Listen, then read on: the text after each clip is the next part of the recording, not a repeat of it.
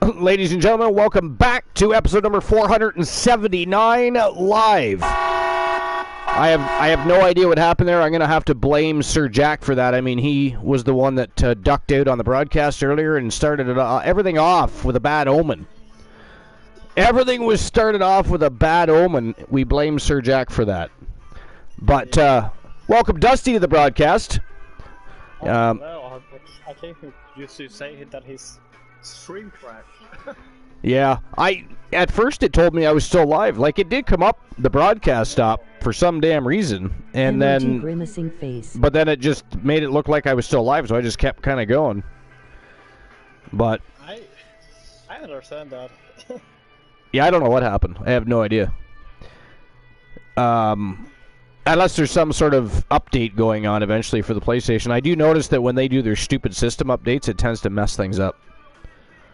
No, I'm just...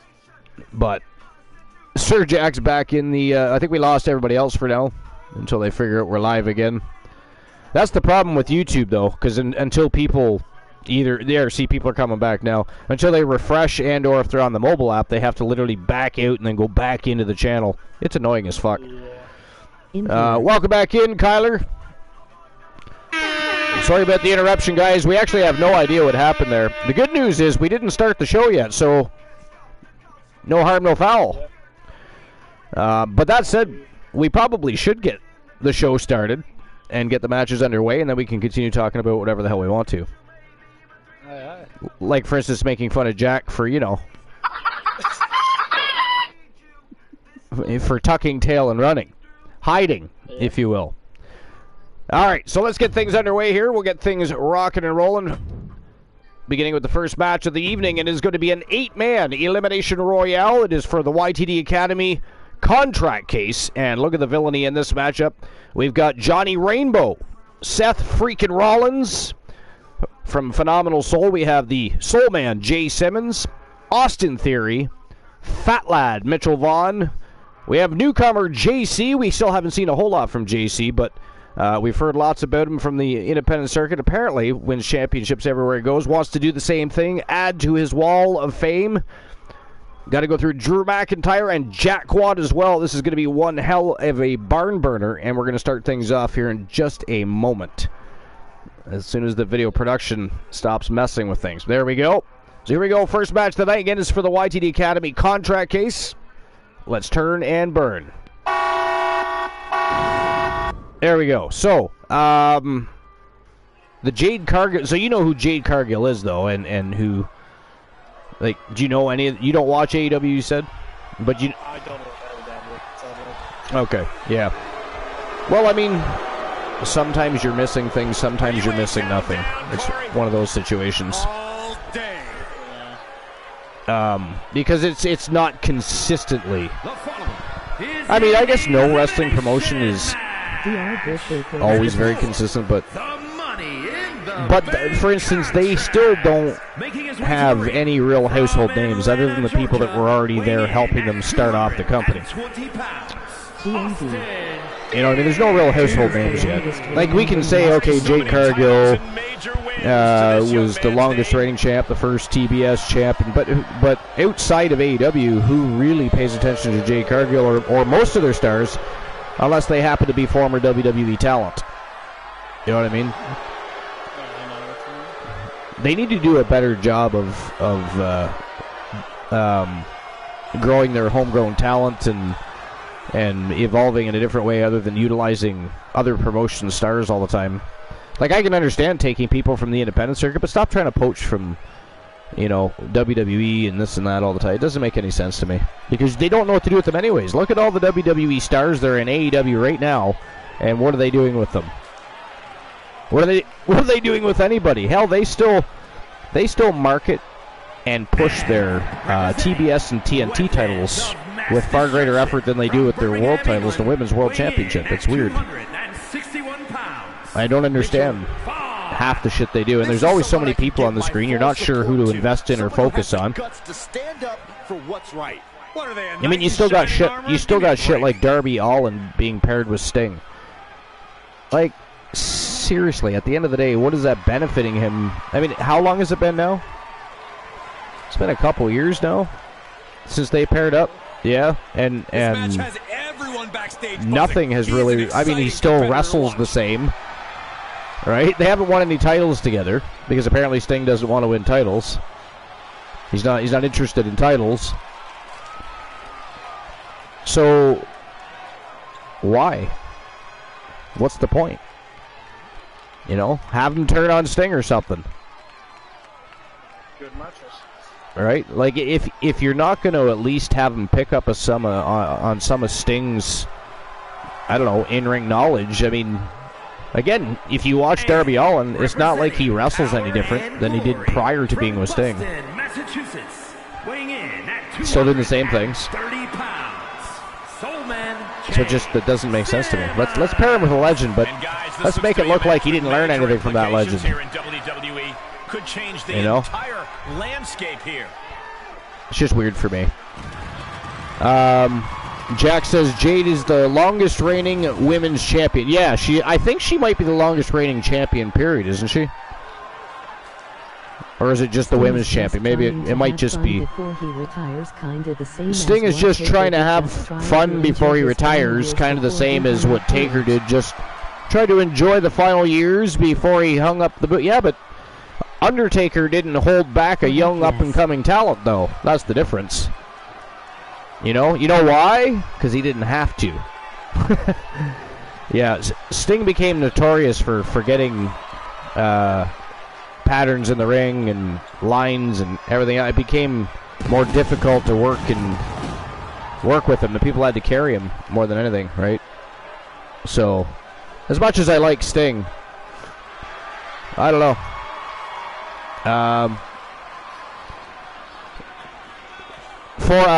Kyler says for AEW. Yeah, I thought so. I thought I read in the last article there that she was the longest reigning champion so far, anyways, in AEW history. So, I mean, that's a hell of an accomplishment. And Jade Cargill is actually very good. I would like to see her go elsewhere, to be fair, but who knows when that'll happen. I don't know how long her contract is. Actually, let's look it up. Hold on. What are your thoughts on the reunion of the Hardy Boys?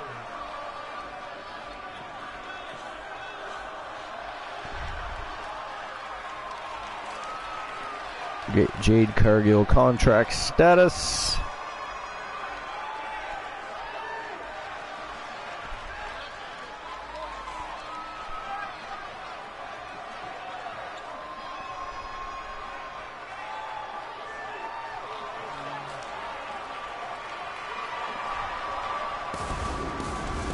So she's been in AEW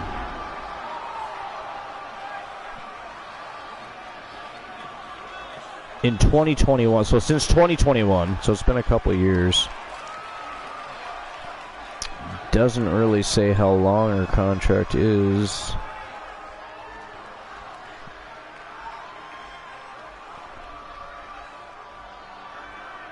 I mean, ultimately, I think she'll end up in WWE. You just can't be as good as she is and athletic as she is and stay in the smaller promotion. And AEW is going to continue to be a smaller promotion, at least for the near future. I mean, for those that think AEW is just going to quickly catch up to what WWE's accomplished over the past, 40 years, I mean, good luck. You'll never hear a single negative thing. They're just they're a global phenom now. They're raking in money hand over fist. They've got a huge parent company now. You know, like, and you're going to start to see more raw talent, more natural athletes and stuff coming into professional wrestling too. And you're going to see crossovers. You're going to see people go to actual combat fighting. You're going to see combat fighters coming into pro wrestling. I mean, it's actually quite good if you think about it. You know, a lot of Brazilian jiu-jitsu specialists in general, judoka wrestlers that have natural ring ability already. You give them a microphone and teach them to cut a promo and give, you know, I mean, they gotta work, right? But you're gonna see a lot of, you might see more stars sometime in the next 10 years than we did during the Attitude Era. At some point. I do say some point because, I mean, we're still living mostly off of legends and stuff right now, or people that have been around for 20 years. So, you know, the LA Knights and the Austin Theories keep getting held back with mid-card status. Hey, what's your thoughts on... that's a question I have for you. What's your thoughts on Austin Theory? 217 pounds. Do you hate him? Now, do you hate... Yeah, I was going to say, do you hate his character or his abilities? Because, do you? I think... On multiple occasions. Truly one of the greats. He does, yeah. Yeah, and that's why I have respect for him. Yep, me too. And he's really good. Like, if you take the time to watch his body of work, that dude is good. And it's funny that they're bringing him up into the business very much the same way John Cena was. To conduct another masterpiece. So, I think he can be like the next John Cena if he tries on it. yeah. That's what I think too. But he's better than John Cena was, though.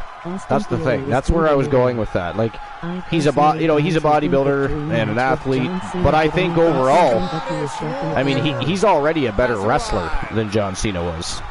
A multi-time world champion and a Royal Rumble winner. To this day, one of the toughest fighters in WWE. More. John Cena never had this heel run, which is really saddening. It is saddening. It really, really is. He's another Ricky the Dragon Steamboat. Same? No, never mind. They don't know how to spell. And from Ayers, Scotland, weighing in at 254 pounds, the Scottish Warrior, Drew. I mean, I still think that before he retires, they should at least send him on one heel run. Even for 1 year, it would shake the foundation. Making up for lost time. You know? Drew has taken titles and main events by force. I think everybody would be. Even Hulk Hogan said a few years ago, now's the time. I mean, if you really want to revive and fulfill your legacy, because I mean, I think if people don't get what they want from him by the time he retires, he's just going to be one of those eventual... Like, yeah, it's like Ricky the Dragon Steamboat. His name doesn't come up enough as one of the greatest because he didn't do enough to become a household name. Where John Cena's a huge household name, but never gave anybody their fulfillment in the ring. You know what I mean? He just won a bunch of championships and threw people around for the most part. You know? I don't know. Even Hulk Hogan isn't looking at... Yeah, I mean, people love Hulk Hogan, but he isn't looked at as the wrestling god that he used to be. People look at the Undertaker and people like that for that now. You know what I mean? I think it'll be the same thing for him, and it's unfortunate. Whereas Shawn Michaels and Ric Flair, people like that, are immortalized. And you know who else should have got a better push? Should have been the next Shawn Michaels a long time ago, and that's Dolph Ziggler. Never understood that one. Vince, I think, is why. Always walking around with a chip on his shoulder. He's going to use that anger against his opposition. Dolph doesn't take his bumps, basically. That's all. Yeah, there's that. Yeah, he's there just to take bumps. He's a really good wrestler. It's just too bad. Yeah. Like, he reminded me of Michaels in many ways. I thought they could have done something with him, and they just didn't. But... Right. Then again, Vince had his own vision of things. From Poland, weighing in at 298 pounds, the Relentless Jack. Yeah. You know, WWE.com did a poll, and this individual was voted the most... So Jade Cargill was 60-0 before suddenly losing to Chris Statlander. But that result is not binding. Who was just coming back from injury, by the way. Pretty ironclad, Corey. I know that because I tried to vote for this person twice, and it wouldn't allow me. It's just weird that they didn't find a different way to take the title off her. Because Statlander also, after a 16-0 run, basically dominated Cargill. It was like, what? Like, who came up with that plan? I mean, there's 100... maybe more ways that they could have taken that title off Cargill and given it to Statlander without... almost squashing your 60-0 champion, longest reigning champion in history. He's physically and mentally that prepared part's for the weird task for at me. hand in this big-time match. But anyways, is what it is. That's the way AEW does business. So. Holy shit! They hit for this still going.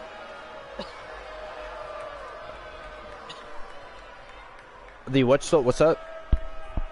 8 superstars in the ring to start this match, but we're just getting to the match like right now. Yeah, there was eight individuals. Yeah, it's an 8-man elimination royale. So here's some. Do you know who Dutch Mantle is? Like a Terminator, McIntyre's eyes are seeing red. All right. Well, so this is a WrestlingNews.co article by Paul Davis. Says Dutch Mantle says Bray Wyatt's Fiend character never drew any money. I find that hard to believe, but I'm going to read it anyways. So, on the latest Storytime with Dutch Mantle podcast, Dutch Mantle gave his take on Bray Wyatt's absence from WWE.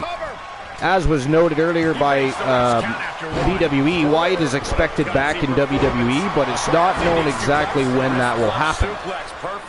Mantle said the following about Wyatt's promos. He says, as soon as he got finished doing the interview, you'd look at your friend sitting there and say, what did he say? Because you don't remember anything he says of substance. He was doing, I guess, the stuff that was in the back of Bray's head that didn't make any sense except to Bray. Then, when they got the Fiend, here's the Fiend. Who could beat him? Nobody could beat him. Mantle then said that fans wanted him as a heel to get his ass handed to him, and he didn't know if the Fiend was a face or a heel. Said, I never saw the purpose of it. He never drew any money. He may have sold some merchandise, but if he's going to sell merchandise, just keep him down your card and don't try to push him until you're the main event, because I don't think he's going to sell any tickets. Mantle continued that this is what I think happened to Bray. I think he wants to be a writer. He wants to be a creator so badly, and I think they gave him carte blanche that he had full control over it, and he had a special writer. Mantle speculated that Bray got frustrated and went home. He couldn't. Going back to Bray, I think that what happened to him, it just didn't get over, period. I don't think he even understands the wrestling business himself. When the Wyatt family used to go out and do this long, detailed, drawn-out interview, he never really acknowledged the rest of them, really, I don't think. So I don't know if I agree with most of that. I mean, first of all, we've had how many people in the wrestling business leading to his previous return say that, you know, he's a creative genius. Now, that has to be controlled. Even Triple H said that. It has to be controlled, but he's a creative genius. This guy's making it sound like he has no sense of the business at all. You know what I mean? And then he says, oh, you might have sold some merchandise. And that's where I was getting at. Don't fucking tell me they didn't sell a pile of Fiend merchandise. People were buying paintings. They were having drawings signed. They were like, fuck off. He didn't make any money as the Fiend character. And sell tickets? Well, one character doesn't sell tickets for a whole show, folks. So if you have the Fiend in a high-profile match and the rest of your card is subpar, well, guess what? You don't sell tickets. You gotta have a good. First of all, you gotta have your good tone-setting match. You gotta have a good mid-card, and you gotta close out the show with a bang. You know, unless it's a pay-per-view, premium live event, stream per-view, whatever the hell we want to call it. Then the whole fucking thing needs to be good from beginning to end, and they have a real problem doing that, don't they? Even WWE has a problem doing that. Much less any other promotion. What's your take on that, though? What do you think of him saying the Fiend never drew any money? Ooh, man, bringing the focus to the temple, hoping to disorient. From the ticket aspect of things, you mean? And he'll leave the ring for this next stretch. Yeah, well, it's like CM Punk, right? I mean, we had a 434-day run as champion, but never moved the needle. Pure instinct. You know, he didn't move the needle for WWE. He didn't move the needle for AEW. You know? To the outside. This could get wild. I just think that he's one of those guys that has his cult following, but most of the mainstream fans don't. They can't relate to him. They don't invest in him. Especially after he went to the UFC and got made look like a punk. Pun intended, by the way. Pun intended. But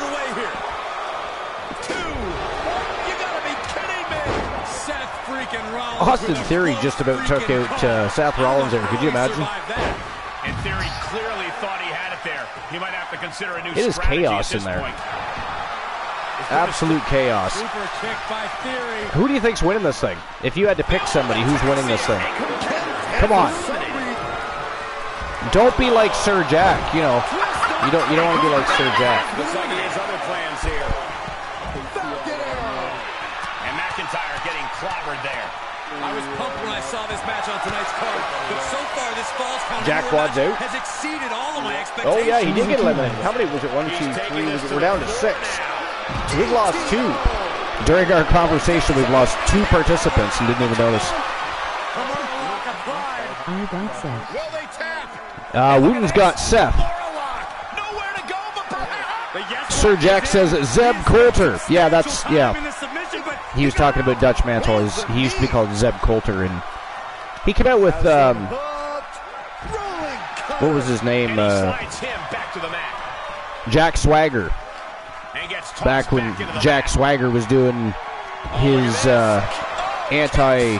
What was it at the time? He was doing something. Was it anti-American at the time? I don't even know. No, it was like pro-American or something, wasn't it? I forget now. It was a stupid-ass, boring gimmick. Yeah, I think so. It was boring as hell, too. Jack Swagger was a good wrestler, but he had no charisma at all. He had no... I don't know. It was hard to... For me... Yeah, like, I don't know. Drew McIntyre just got eliminated. Somebody else got eliminated too. I missed it too. The big gun fired yet again. He's still in this fight. Unbelievable presence of mind. We got Fat Lad, Theory, JC, and we have the Soul Man Jay Simmons. Yeah, it's several and got eliminated. Yeah. Catching a cutter. This one is headed outside. Soul Man's about to get caught. Oh, he got caught showboating. Got kicked right in the belly. He did. Oh, an ataxia from Austin Theory. Look at this Fat Lad. Wait a minute. We lost another competitor too. Seth Rollins got eliminated. We didn't even pay attention to that either. We're now down to 3 competitors. JC, Austin Theory, and Fat Lad Mitchell Vaughn. And again, this is for the #1 contendership to the YTD Academy Grand Prix Championship. Oh, Austin Theory is gone. Down to JC and Mitchell Vaughn.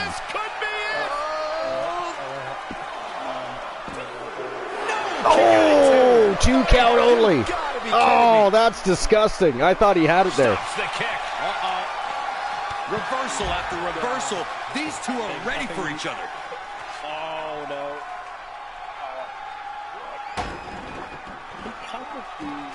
Oh, and that buys some time. Oh, that was savage. The fight is being dropped him right on his top of his skull. Wrong side of every maneuver. Down right on the neck. This could do it. Oh my, still alive. Another 2 count. Well, this JC's got resilience. Yep. We know this because Fat Lad's been feeding it to him and is still feeding it to him. And somehow the dude just keeps getting... Is he related to Alan Severn by chance, I wonder? Did you see his match against Undertaker for the Legends Championship? Undertaker beat him down, and Severn just kept getting up and up and up to the point where the Undertaker was fatigued, and Severn just finished him off. Pure instinct. He steps foot in the ring again. Yo, Tribal! What's going on? Welcome in. He's dictating the pace of this match now, guys. Things are playing out exactly but yeah, how he envisioned. I don't know.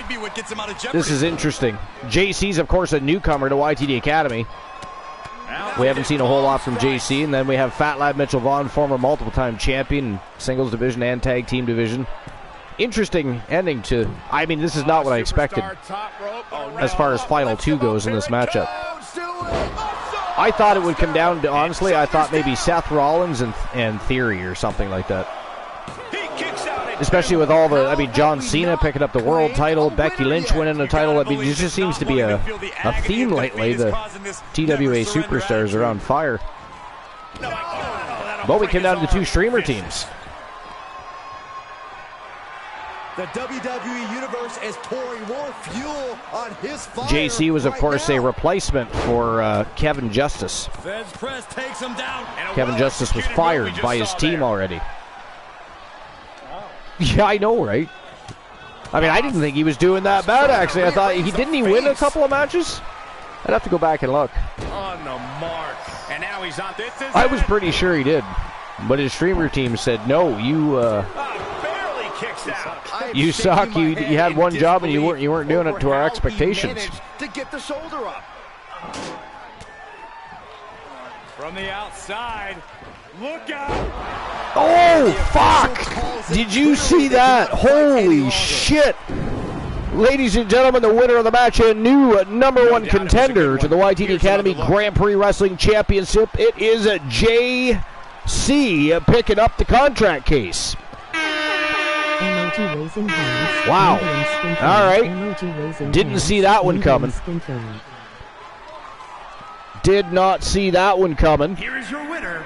Sir Jack is loving it. Team Sir Jack the greatest, picking up a big W.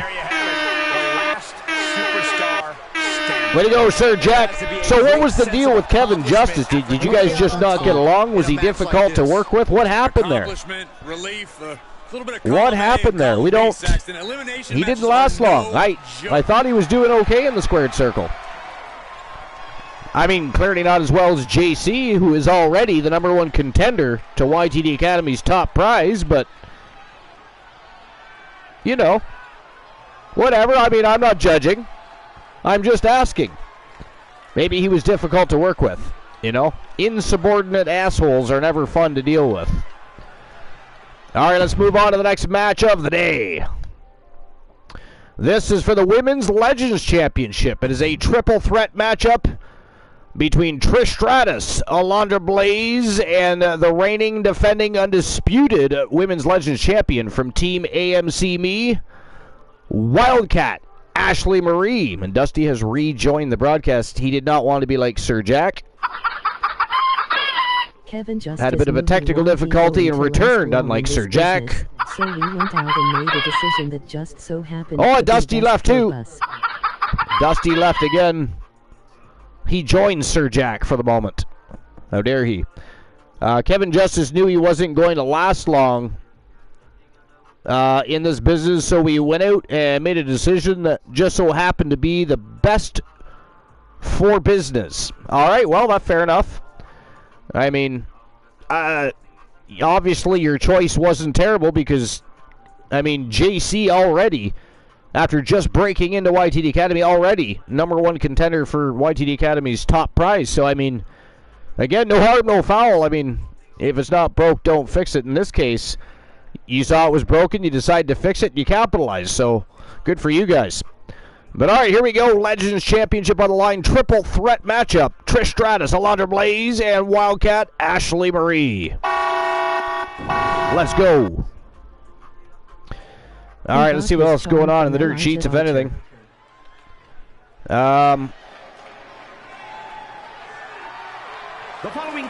Blaze wins this. He got his charm from Elijah Archer, did he now? And is for Team the Joe. Alliance Championship. Hashtag thank you, Trish. Team Joe Link. What's going on, Joe Link? What are you doing, good sir?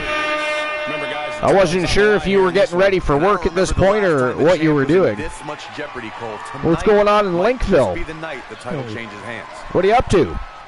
The challenger looks focused at the task at hand. She is determined to end the champion's reign. About to get ready for work. Yeah, I thought so, because you got to be to work by what, 7? Is that correct? I feel like 7 is a number.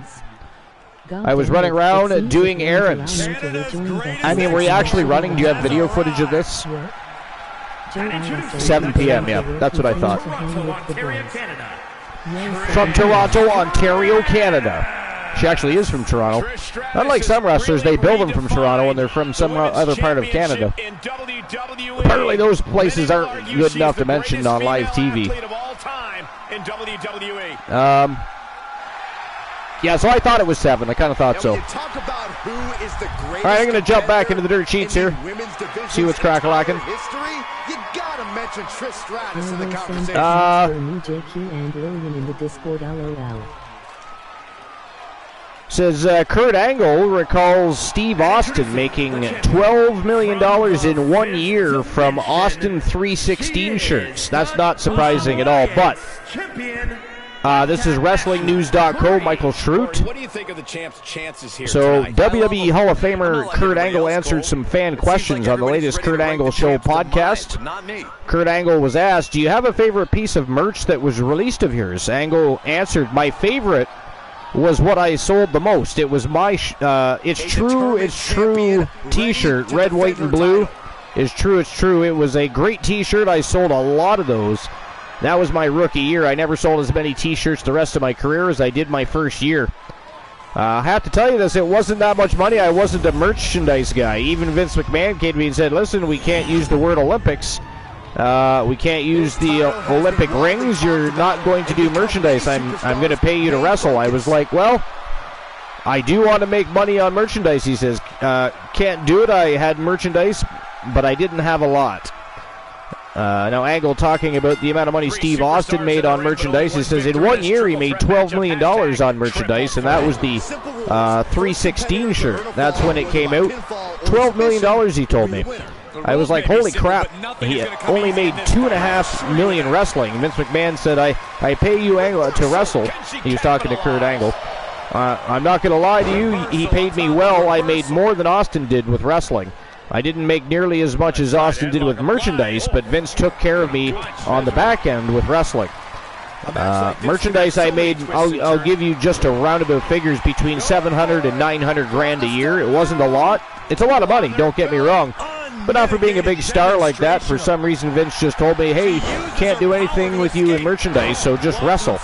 I would come up with merchandise ideas, and Vince would utilize them, but, you know, I didn't sell like Stone Cold, and I was a heel most of my career, too.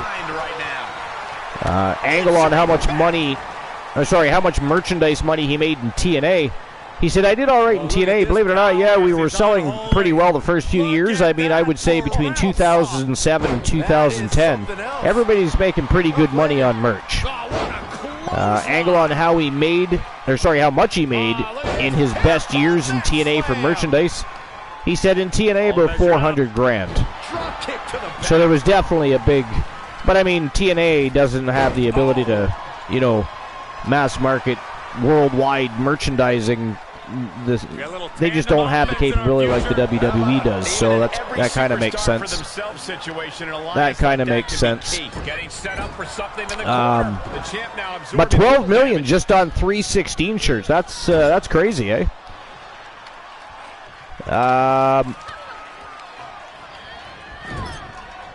Dusty says, I will send the tags for the new JQ and Lillian in the Discord. Okay. Yep, I'll take care of that following the show is what I'll do. We still have merchandise work to do for the Blade Runners as well, for Sir Jack. Let's go. Bring it. Because we have the new logos for the Blade Runners, of course. So we want to make sure we get those up there. New video package. All the way out. Sit out, gourd buster. And she's thinking of recovering. Although normally you do have to redeem the video package. I can't remember if Sir Jack actually did or not. An elbow drop for added measure. Jack, did you redeem the... I believe there's a redeem for a video package, isn't there? Or did we remove it? If not, then that's just something we'll get done anyways. Just won't stay down. A redeem for what? There used to be a redeem to get a video package made. I just can't remember if we still had it or we were just discussing creating you one for the Blade Runners. You're going to take some big hits. I could not remember. Well scouted by Stratus. Oh, double. So who do you guys got winning this triple threat match, by the way? Little teamwork between the Legends Champion and Trish Stratus there. Alondra Blaze out cold outside the ring there. Swinging the elbow to hold Well, maybe not out cold, but she's definitely not feeling good. Okay. Emoji smiling face with hearts. Yeah, that's fine. Oh, I think we were just talking about. I also started a new storyline for JQ and Mysterious Man, now called Hank Danielson. Taking it outside the ring now. Who is Hank Danielson? I think we're just talking about it to honor all of Joe's hard work. Yeah, okay, yeah, that makes sense. Kendo stick. Kendo stick to the skull. Throws pebble at Joe. There is a redeem still, Joe? Okay, I thought there was. I just couldn't remember.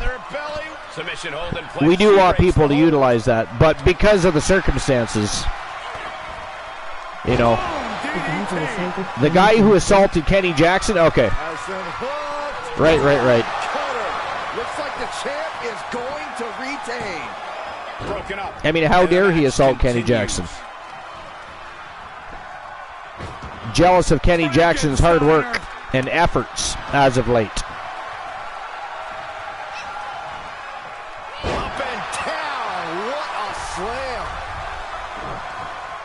All right, so here's another article by WrestlingNews.co. Michael Schrute. It says Kevin Nash explains why he agreed to film for WWE's Most Wanted Treasures.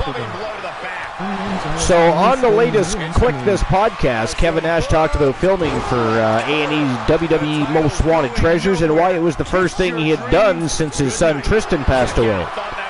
He said, I did that Hidden Treasures, and after it was over with, they sat me down, and the guy said a couple of questions.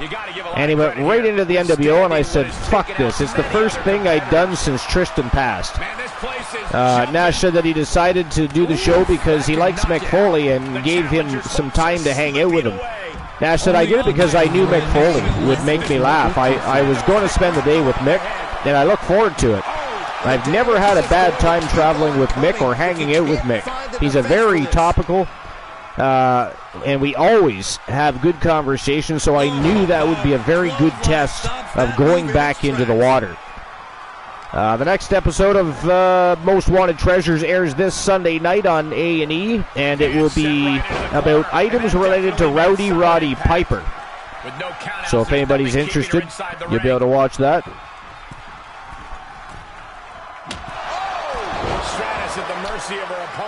So here's another one from WrestlingNews.co, Paul Davis. It says Bray Wyatt is expected to return to WWE. I think we all kind of assume that, but so there have been many rumors about Bray Wyatt's WWE status ever since he disappeared from the WWE shows in February. At one point, it looked like WWE was starting a WrestleMania feud between Wyatt and Bobby Lashley, but all hints in that direction stopped, and Wyatt, along with Uncle Howdy, haven't been seen since then. A new rumor has come up in recent days from a Twitter account that claims that Creative came to terms with Wyatt about a new storyline and that he has agreed to make it work despite not being fully satisfied. That rumor was debunked today by BWE, which is Better Wrestling Experience on Twitter. Called the latest rumor complete BS and added that his storyline was scrapped the moment he felt he wasn't in it for Mania. There's no other story that one agreed on post-Mania. BWE added that Wyatt is coming back. He's coming back, but not pampered like you hinted. She has no idea where she is right now. So for those of you that have been wondering about Wyatt's status, it looks like fans will see him on WWE TV soon. Wyatt last appeared on TV at the Royal Rumble, where he beat LA Knight in the Pitch Black match. He went on to wrestle on some live events and dark matches, but hasn't wrestled since February 26th live event. I don't know. I'm not sure. Wow! Holy crap, look at that, ladies and gentlemen. The winner of the match and new Women's Legends Champion, Alondra Blaze, is your new Legends Champion, folks.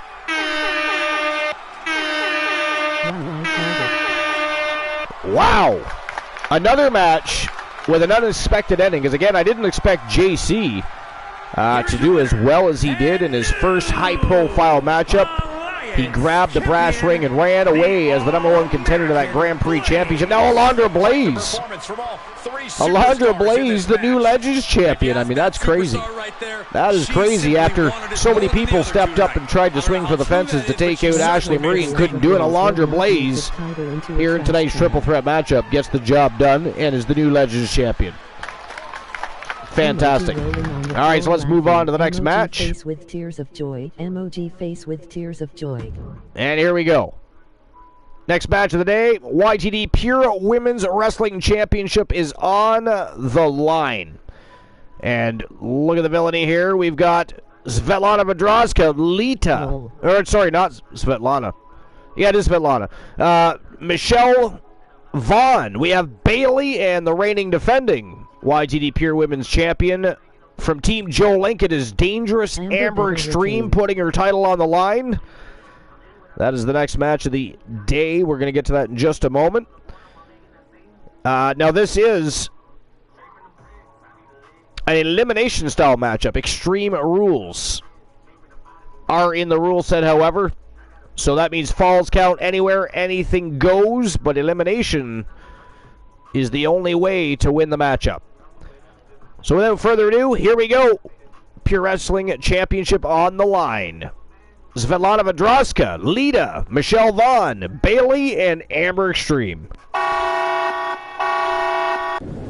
It is showtime and go time. Svetlana is in this match just to give better chances in keeping the title All in right. the Outlaws. So I'm just going to catch up on the chat here real quick.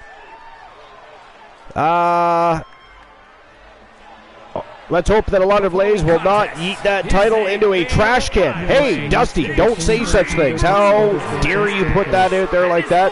She would never do that to a TWA championship because they are the most prestigious championships in all of professional wrestling, Dusty. How dare you? Amber better retain. Svetlana is in this match just to give better chances in keeping the title in the Outlaws. Look at Sir Jack is there trying to call out the Outlaws here. Calling a coup here. Team Joe Link is running a coup on everybody, according to Sir Jack. Joe Link says, yeah, she needs to retain her title, but Svet is there just in case. So, and Team Joe Link not even hiding the fact, by the way, folks. Did you see that? Not even hiding the fact. And here comes Bailey. All right, so I have to use the potty, the little boys' room, the urinal, the toilet, the head, all of those things, because my bladder is screaming. So I'll be right back. Joe Link, Sir Jack, Dusty, anybody else, tell some jokes. I'll read them aloud when I return. I would really appreciate some Glenalian jokes. Let's make fun of Glenola. Bailey claims that the locker room needs We should do that. Anyways, BRB. Because it's the role models world, and we're just living in it. Do we have to?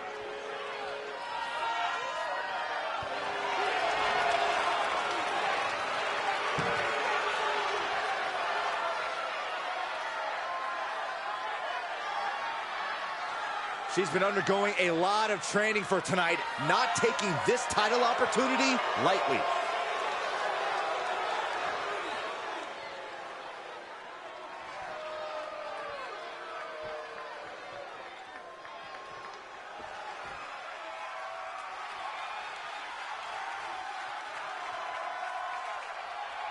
Time to get extreme. And from Sanford, North Carolina, Lita. Hey, here's a Hall of Famer with plenty of attitude. The controversial, the rebellious, the breathtaking Lita. All those attributes are what have made Lita a true legend. Smiling.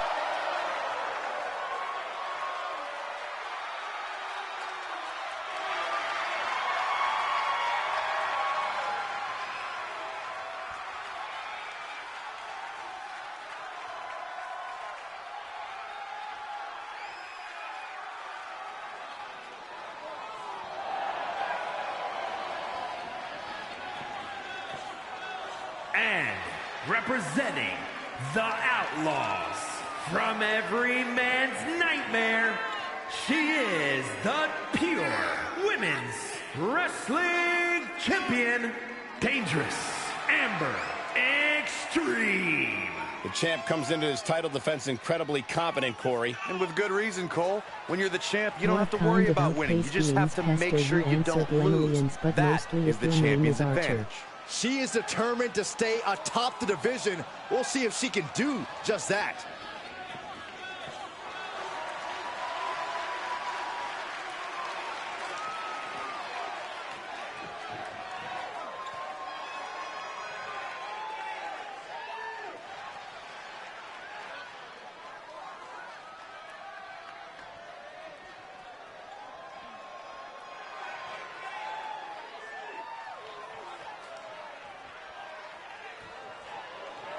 And from Moscow, Russia, the Diamond.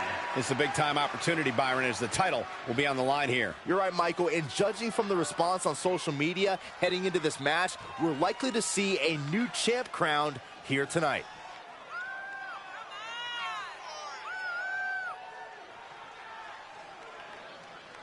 I ordered a chicken and egg from Amazon. I will let you know what comes first.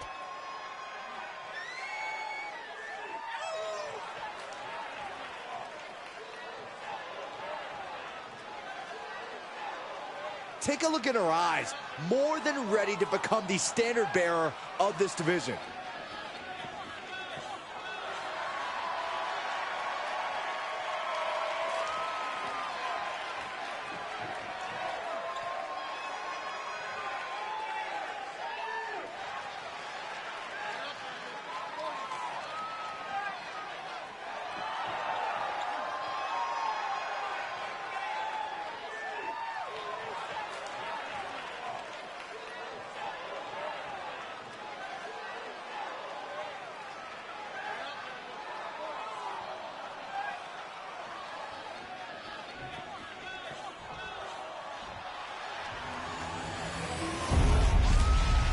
Glenela's girlfriend told him to stop acting like a flamingo, so Glenela had to Looking put at the his foot champion, I down. guarantee there is no doubt in their mind as to who is leaving this match with the title around their waist.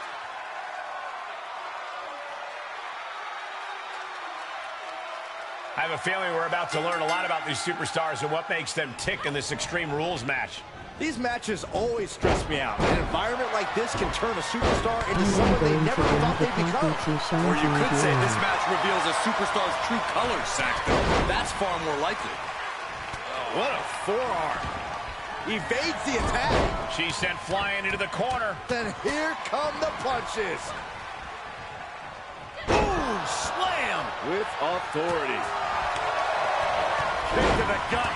Oh, brutal forearm. Gets out of there in a hurry.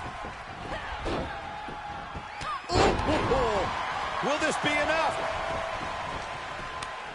The challenger stays alive. Still in it. What a gutsy performance. Is there something to focus on when preparing for this career-altering? She's got it. Got her shoulders down.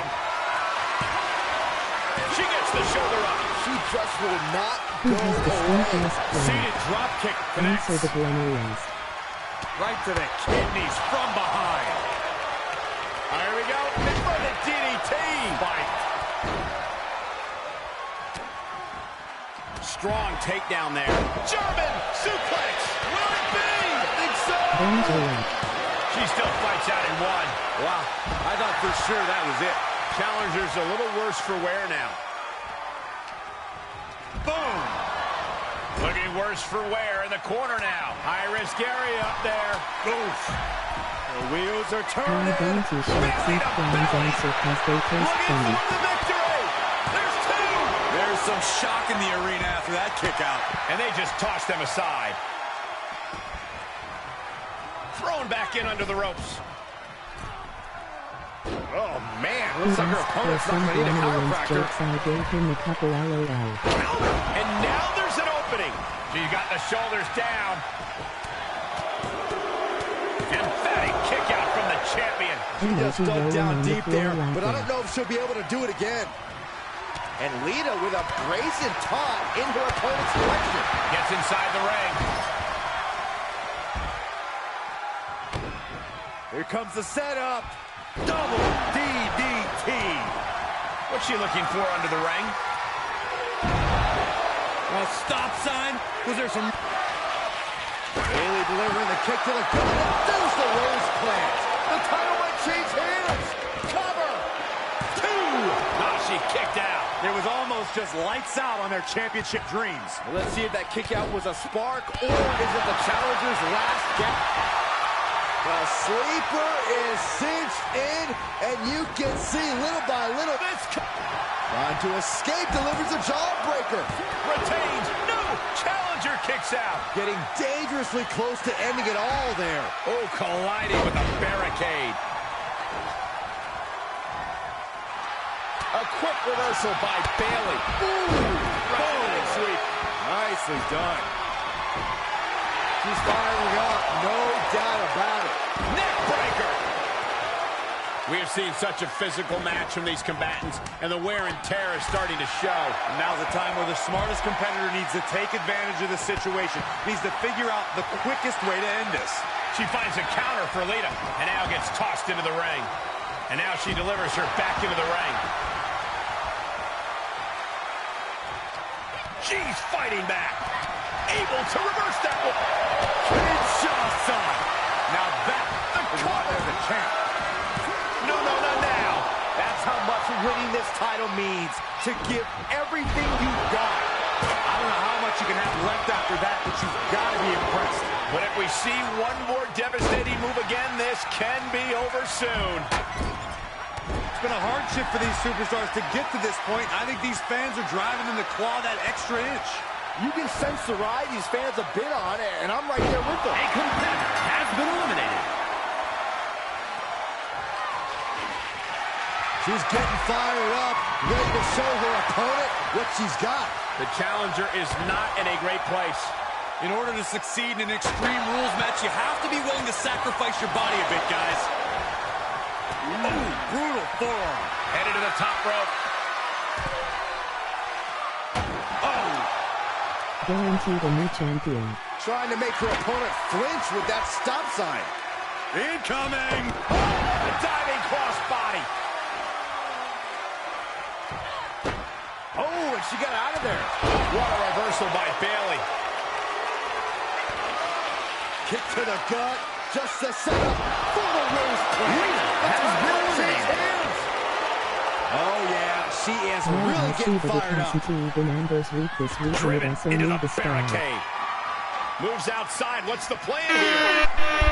I have returned. All right. What have I missed? It looks like we are down to 3.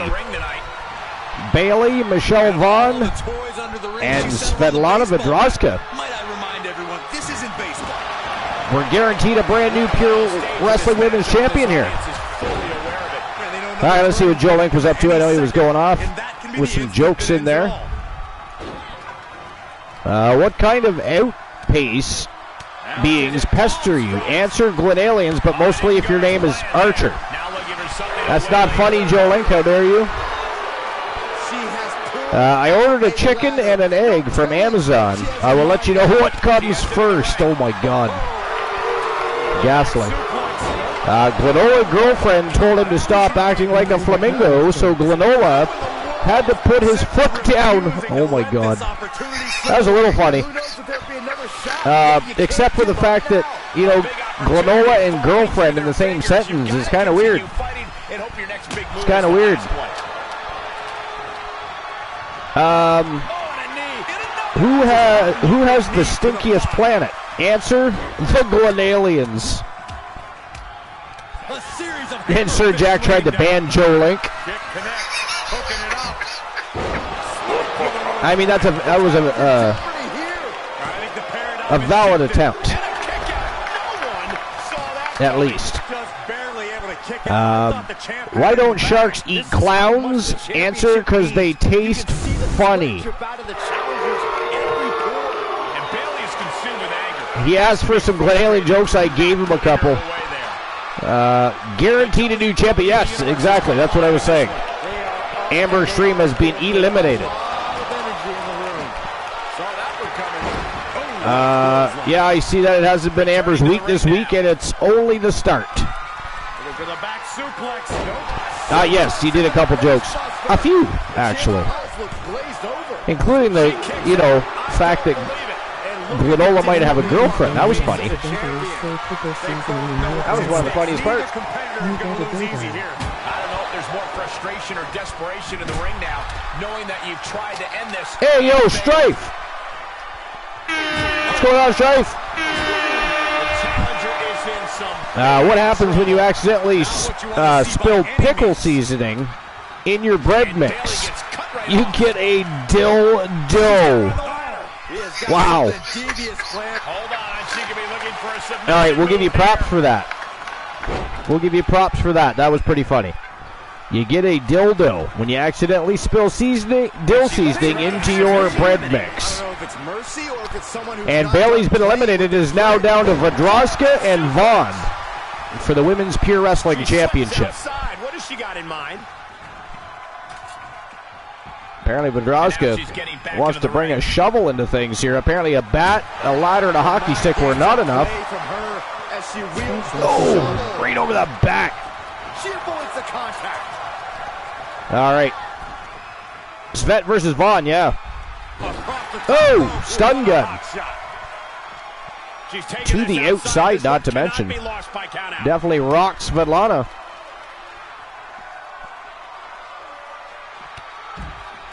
Series of lariats here. Going for the trifecta. There it is. Her competitor now with the shovel. She's going to buy her competition now with the shovel. Yeah.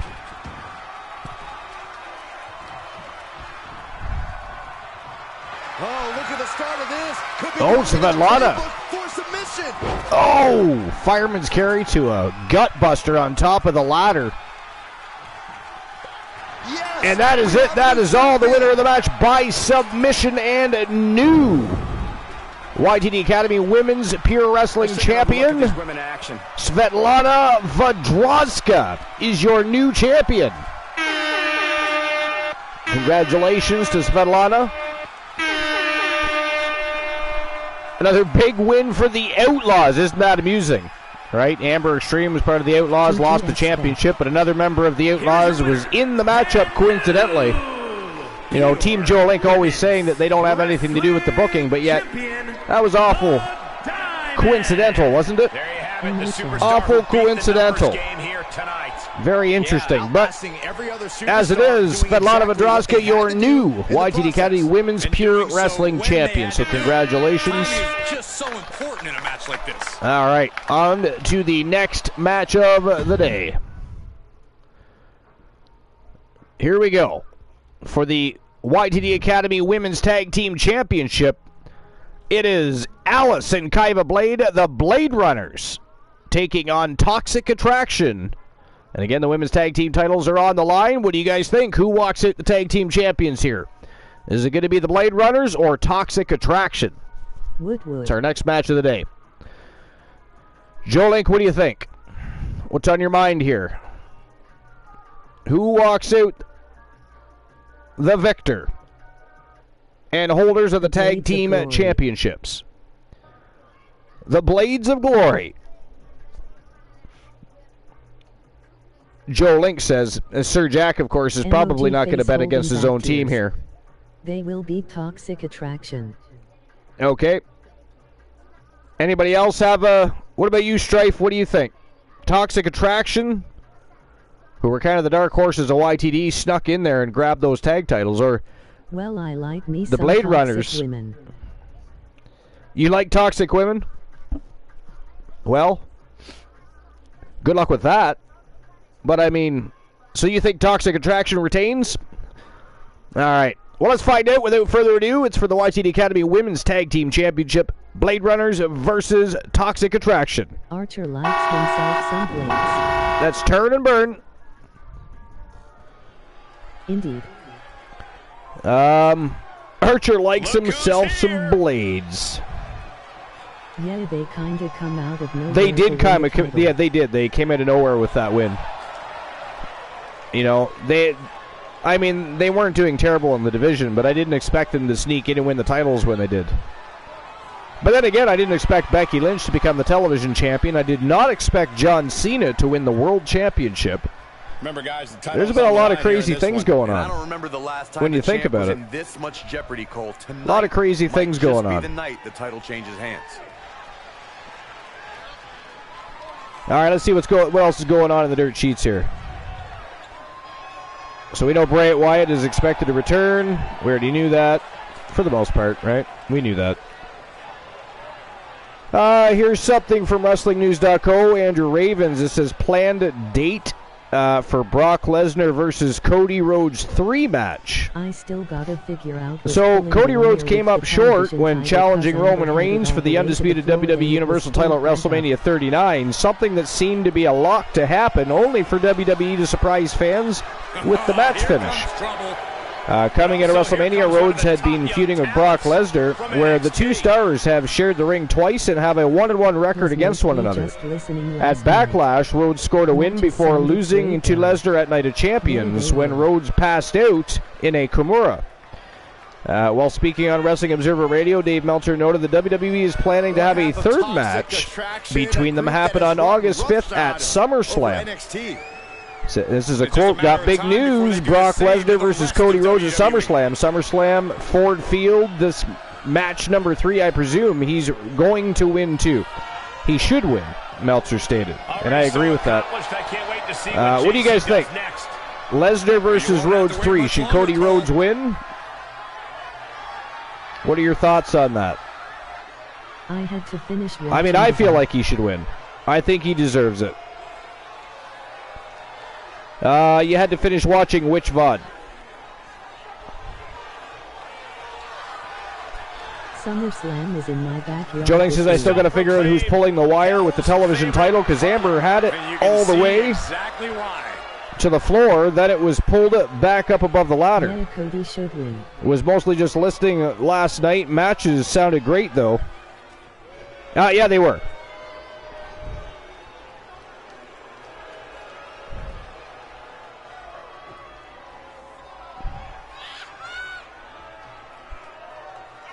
A woman who began her wrestling career at the age of 17 years old. She's one of the youngest female competitors in WWE, but already. But yeah, I don't know. I think that I think the Brock Lesnar Cody Rhodes feud needs to end with Cody Rhodes going over Brock Lesnar. Don't let the looks fool you. Dolan can be as tough as nails in the ring. And with toxic attraction by her there's a photo in the promo section about it. Can stop her. Okay, I haven't seen it, but I'll have a look at it after the show. But yeah, I agree. Cody Rhodes should win. I'm hoping they don't, try to pull another swerve and for some reason, have Rhodes lose again. I mean, it's just... I was shocked as hell and not shocked at all at the same time when he didn't win at WrestleMania, to be honest. I mean, when Roman Reigns came out to all those pyrotechnics going off, I thought, oh yeah, okay, so Roman's winning this thing.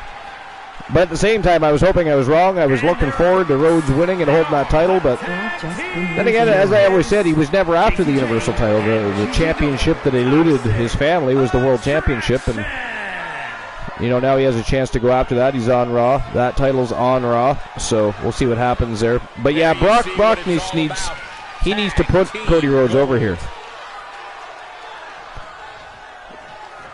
If Cody is going to finish the story at the end, he should come out on... Yeah, exactly.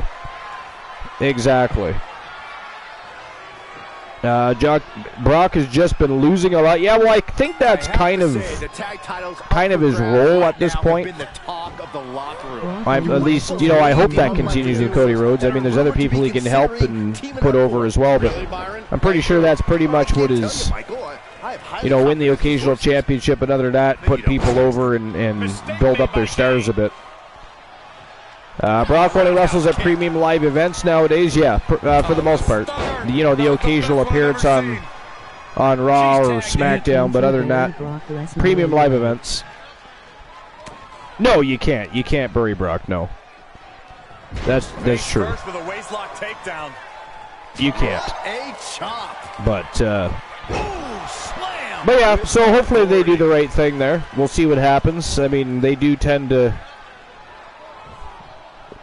like to throw a swerve into things and try to surprise people with different match endings and results. But I think, people are ready for Cody Rhodes to be able to, start finishing and continue to finish that story he's telling. Uh-oh, this is just vicious. Nasty stomp of the arm. Vicious forearm right to the skull. Stomping straight down. So here's, I guess, a spoiler on the future Roman Reigns WWE Universal title defense from about 5 hours ago. I've not watched most things WWE since WrestleMania. This is ringsidenews.com. It says, spoiler on future Roman Reigns WWE Universal title defense. Felix Upton. So Roman Reigns is a seemingly unbeatable champion, but the cracks in his armor are starting to show as the bloodline crumbles around him. Now we're looking forward to the future and a possible future opponent, and that challenger is closer than Reigns would like to realize. Solo Sikoa joined the bloodline at Clash of the Castle last year in Cardiff. After he helped Roman Reigns defeat Drew McIntyre at the big show, it was off to the races. Now Solo is the only member of the bloodline left siding with Roman Reigns, as the Usos have splintered off. During Wrestling Observer Radio, Dave Meltzer dropped a very interesting note about Roman Reigns' current direction. It seems that the bloodline stable will likely continue to splinter apart as Solo Sikoa steps up to Reigns eventually. This is a quote. He says, "You know that's happening down the line too. Solo Sikoa is the street champion, but he's never held a title on the main roster. He did enter the situation as NXT North American champion, but that title was relinquished as he set his sights on bigger things in WWE. Only time will tell what happens next with Roman Reigns' WWE direction. Obviously, he has a lot of room to go until WrestleMania 40 rolls around, and it's anyone's guess who will be placed against him at the Showcase of the Immortals." Well, what do you guys think about a possible Roman Reigns versus Solo Sikoa? I don't know. I highly doubt that's the direction they'll go, personally. I don't. But who knows, I guess. But what do you guys think? There's more. Spanish fly. Damn. But what a display. What a way to flaunt your abilities. Some great athleticism here shown by Alice Blade. Wait, is that Alice or Kaiva? I think that might be. That's Alice, right? I always get the two confused. They look a lot alike. I don't think it'll be Solo. It'll be Jimmy, in my opinion. Well, the only issue I have with either is, do we actually believe either one could beat Roman? Solo is the believable person. Yeah, that. I agree with that. I agree with that, but are any of them actually good candidates to take out Roman after such a big title reign? I don't know. The champ looking worn out. Yeah, this is exactly okay, so it's Kaiva that was in the ring. All right. There we go. To keep fresh. I mean, they look very much alike. It is not my fault. They fool the referees all the time. They're villainous antics. Facebuster by JC Jane. Shoulders down now. Is it enough to retain the championship? I honestly think the real person to put 2 count here. Still keeping this going. But anyways, so how does everybody feel about YTD Academy breaching 500 subscribers? We're sitting at 503 subscribers. And by the way, if you guys know people that would enjoy the Archiverse TV, either on Twitch or hear YTD Academy live on YouTube, enjoy podcasts and fantasy wrestling, E-Fed style wrestling communities, make sure you share around YTD Academy and make them become subscribers as well. Then maybe we could even lure them over to land of Twitch. You never know. But yeah, we're sitting at 503 subscribers strong as of right now. Kick connects. And there's more. So congratulations, guys, because you guys are the driving force behind the Archiverse TV on Twitch, and of course you guys migrated over here with me and have been helping me build giving me match ideas and really pushing YTD Academy Live to the fullest like we had planned. And YTD Academy has been an absolutely fantastic experiment, and one that was, because again, in the beginning, I'm pretty sure Joe Link was involved in some of those earlier conversations, but we know Glenola and myself, Christian Cool, we weren't entirely sure that the YTD Academy would be beneficial, whether that would be a good thing, and whether that would work out. And here we are, 1 year later. We went from 2 subscribers to 503, because I used to use my YouTube channel a long time ago when I was doing e-fetting on different sites, and you would submit role plays and compete against other people for championships, much like we would do now. It just wasn't visual; it was all red, right? There was obviously no wrestlers on the screen. It was, you had people making logos, and I mean, it was a lot of work and effort, but it was a lot of fun. And I did that a long time ago, and I used my YouTube channel because we would record podcasts. We were actually doing podcasts before podcasts were really a real thing, or a popular thing, so which is kind of funny when you think about it. But yeah, I mean, YTD Academy, because they lost the initial subscribers, because after such a long period of time not being used, I lost the original subscribers from my old fetting days. I had 2 left. I don't know why they were still there, but they were, and we've gone from 2 to 503 in about a year's time. So it's really quite spectacular what you guys have managed to help do as far as building YTD Academy and advertising it and getting it noticed, and we're getting more and more channel views. We're less than 1,000 watch time hours away from completing our agenda. Less than 1,000 watch time hours away from completing another requirement for partner here on YouTube. So we are getting there, guys. We are getting there. Bad predicament right here. So far, this has been quite the back and forth matchup. I mean, nobody's really had the clear-cut advantage so far. Been a hell of a match, though. Look at these. Neither side pulling any punches or holding back, that's for sure. Tag titles are on the line, and both teams are still very much in it to win it. Kaiva springs right back to her feet.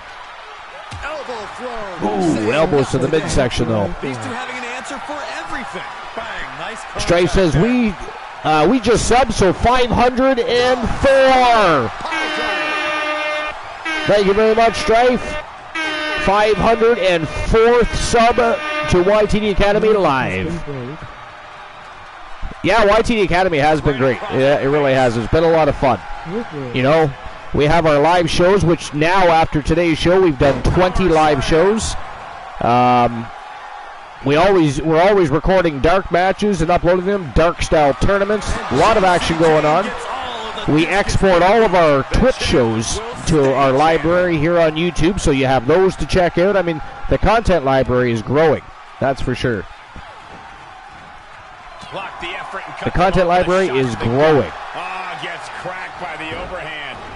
And of course, in total, tonight, or today, we've done 479 episodes. How long do we have? Now, only everything from 100 JC's in big jeopardy here. to 477 are on YouTube at the moment, I believe. We aren't able to get anything prior to 100 because Twitch went on a rampage at one point and started deleting VODs. And it's weird how they do that, because I literally have, at the time anyways, I had VODs that were older than VODs that were deleted. So I didn't know how they just randomly decided what VODs they were going to pick to delete from the... it was weird. But I didn't trust them anymore, so I started exporting everything to YouTube. The game is a lot cleaner looking than what little I remember watching before. Yeah, they really have cleaned it up quite a lot, Strife. Absolutely. You can see her struggling to find her bearings. Some of the changes made. The only thing I don't like is it started with 2K22, but well, sort of in 20 actually, to be fair. But I don't like how they went back to a button mashing system. I've just never been a fan of that. So I mean, I don't play it anyways. Crowd here tonight, sent crashing to the floor. It's not what I do. It's not on the agenda. No way. Oh! No, that was a harebrained idea to try. Diving cross body to the floor. Nobody home. And Kaiba Blade is making her pay for it. Stomping a mud hole and walking it dry is Kaiba Blade. She's sent back in under the ropes. Well, I don't know, guys. What do you think? You've been watching the match just as long as I have. Who do you guys think is taking this? Who thinks Toxic Attraction is still taking this thing? And who has changed their mind and think that the Blades are going to come out on top here? No, that clothesline hurt. Holding on. I think the Blades have been a little more aggressive in the last little bit. That's for certain. Will that be the case? Full control. Comes in off the tag. All right. So, anyways, but yeah, I don't know. I personally don't think either of the Bloodline members make a good challenger for Roman Reigns, especially after such a lengthy. I mean, unless it was a complete shock and awe situation, I don't see them putting the title on either one of them. So it would just, to me, end up being another situation where they set Roman Reigns up to have another title victory. But there's the save. Oh, look at this. Here's something from RingsideNews.com you guys will find interesting. This is by Felix Upton. It says WWE and Twitch announce a new partnership deal. You heard that correct. WWE and Twitch announced new partnership deal. So WWE banned superstars from doing business on third-party platforms because WWE wanted to make that money. Now WWE and Twitch have agreed to a big deal that will likely make fans very happy. WWE has made an official partnership with Twitch, signaling a significant development after superstars faced restrictions on third-party platforms like Cameo and Twitch. Fans can now connect with their favorite superstars on that platform once again. In an announcement, WWE revealed that they have signed a multi-year deal with Twitch. This agreement will see the return of the official WWE channel on Twitch, along with the popular channels of WWE superstars showcasing live and exclusive content. WWE made the big announcement today that they just inked a big deal with Twitch. Now we have a lot more to look forward to. So that's interesting. Now here's the official Monday Night Raw sidecast on Twitch launches today from Stamford, Connecticut. So in addition to the launch of the channel, WWE will debut today a companion sidecast to Monday Night Raw, bringing the WWE Universe behind the scenes and closer to the in-ring action. The weekly viewing experience will be led by a rotating cast of hosts and will regularly feature appearances by WWE superstars, unique and exclusive content such as backstage interviews and more. Viewers can stream the sidecast live every Monday beginning at 8 p.m. Eastern via twitch.tv/WWE or the Twitch app. Additionally, the official WWE channel will be home to other live productions and will serve as an alternative live streaming feed for all of WWE's premium live events, press conferences. The partnership between WWE and Twitch opens up new avenues for fans to engage with their favorite WWE superstars and enjoy exciting content beyond the traditional programming. It signifies WWE's continued efforts to enhance the fan experience and explore innovative platforms to connect with their audience. We'll have to see how things continue from this point on. Obviously, WWE fans love connecting with their favorite superstars. Now those superstars will have a chance to hop back on live stream once again. So what do you guys think about that? Are you guys happy they're able to do things like that to interact with their fans in new and exciting ways? Or were you one of the people that were like some of the higher-ups that you know, well, first of all, they wanted to make that money. They didn't want, you know, Twitch to be making money and them to be making additional money with them not getting a cut of the pie, right? But Joling says, I chose the Blades, but Toxic Attraction have been putting up a heck of a fight. Yeah, well, it's a hell of a match. I got to be honest, this is, I think this might be one of the best matches of the night. Or early evening, wherever we are. Boom! Face first. Is it enough? So long as the wrestler gets the money and not WWE. We are fine with it. So long as the wrestlers get the money and not WWE, we are fine with it. Yeah, well, I mean, let's be honest, WWE just cut a deal with Twitch, so it won't be the wrestlers they take the money from, it'll be Twitch.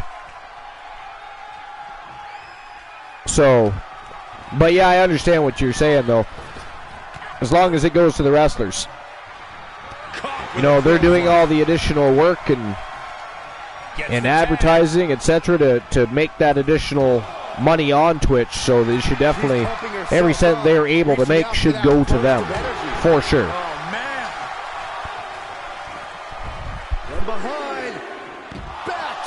We got a 3 count going on out here. Oh, man. Takeover. There's the kick. I got to tell you, Toxic Attraction have certainly been the dark horses, because nobody expected them to do as well as they have at YTD Academy. Not only have they done well, they're tag team champions. Now they're definitely getting pushed to the limits here by the Blade Runners. Kaiba and Alice Blade, but... And Jane reverses it. And only one member of Toxic Attraction against both members of the Blade Runners. I mean, it's not looking good for Toxic Attraction, guys, I think. Oh, nope, the other member's right there. I thought the other one was eliminated or something. They just weren't showing her on camera. Oh, quite an effective counter. Set right out The of the ring. Gremlins have landed and come in peace to the Ultraverse. This is just a regular 2-on-2 matchup, actually, so there wouldn't be an elimination anyways, now that I think about it.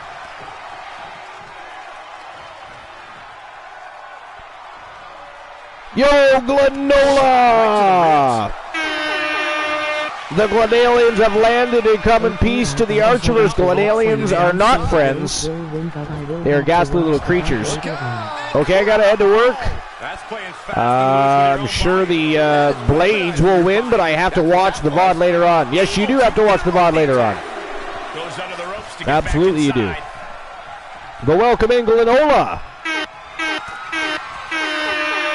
How was your day, Glenola? What's new and exciting, my friend? Anything new and exciting? Hand pink lady, hand pink lady, hand pink lady, hand pink lady. Have a great night, Joe Link. Have a good night at work, Joe Link. Don't work too hard. We can't have that. That'll turn your lights out. Now tag. All right. The match continues. And still a real back and forth struggle for control of this match. Oh! Wow. Can it be? Will the reign continue? Makes the Going for the 3 count. Not barely even a 1 count there, though. DDT delivered. Barely even a 1 count there. Put into the corner now. Gigi catches her by surprise. Oh, man. What a nasty STO. That was a vicious STO. The back of Alice Blade's head bounced off the canvas there. She hasn't even moved since. Big body splash. The champion's turning up the heat here. Finer than Frog's hair. Well, catching an afternoon on YTD is exciting. It is. It is definitely exciting. We'll be trying to swing some class. It will be after dinner though. Even more exciting than that is the tournament that's going to happen later. something I have to get together with Glenola on Discord first, though, and discuss with. Can't discuss with Joe Link. He's headed to work. He's busy, but Glenola and I can discuss the Alan Severn Open Invitational Tournament. Now, Glenola, I was thinking, and we can further discuss this in Discord, but I was thinking that, now that Alan Severn is the Legends champion, wouldn't it be cool to see a whole bunch of Legends go to battle in a tournament to become the next contender for Alan Severn, the Wolfman, the new Legends champion? I mean, we got people like Johnny Braddock we haven't seen fight for that championship yet. Christian Hart. We got people that would love to fight for that championship belt. But, I mean, there's other opportunities. There's other opportunities that we could do as far as tournaments go. But we can discuss that. Oh, right to the face. We can discuss that. Toss back into the ring. I mean, I'll probably take a short intermission and then put the tournament together. Find ourselves a tone-setting match of the evening, and then we'll rock and roll with a tournament over in the land of Twitch. It would be a JC sidestepped out of the I way. have basics for the next invitational. You have basics for the next invitational? Okay, we can discuss that. I'm intrigued. Again? With a championship. Big power slam by Kyva Blade. Corey, that should have been 3. I couldn't agree more. And she gets herself out of a precarious position. Ooh, kicked her right in the face. The champ has this one in hand now. Hangs on by 2 count only. Man, what a match, guys. Women's Tag Team Championship on the line, and neither of these teams, ladies and gentlemen, have disappointed. As a matter of fact, at this point, I don't even care who wins. I'd like to see them continue their rivalry. I want to see them in that ring again. Tag is made. Best match of the night so far, guaranteed, hands down. If you were to poll the audience, they would agree. This has been fire. Since the show last night, I had a redeem for the title. Since the show last night, I had to redeem for the YTD title against Honeybee, but Honeybee against January now, or will it be after Honeybee rematch? Well, it has to be after the Honeybee rematch, Joe Link, because Honeybee lost her title. So if you want the rematch with Honeybee, you'd have to wait till because unless you're going to face January, but then I already made the match. Eyes look glazed over. Whoa, what a save. That should have been 3. Yeah, I gave Honeybee her rematch first. I figured it was only fitting. A debilitating counter there. Ooh. I mean, she's a longtime champion. Triple Crown champion.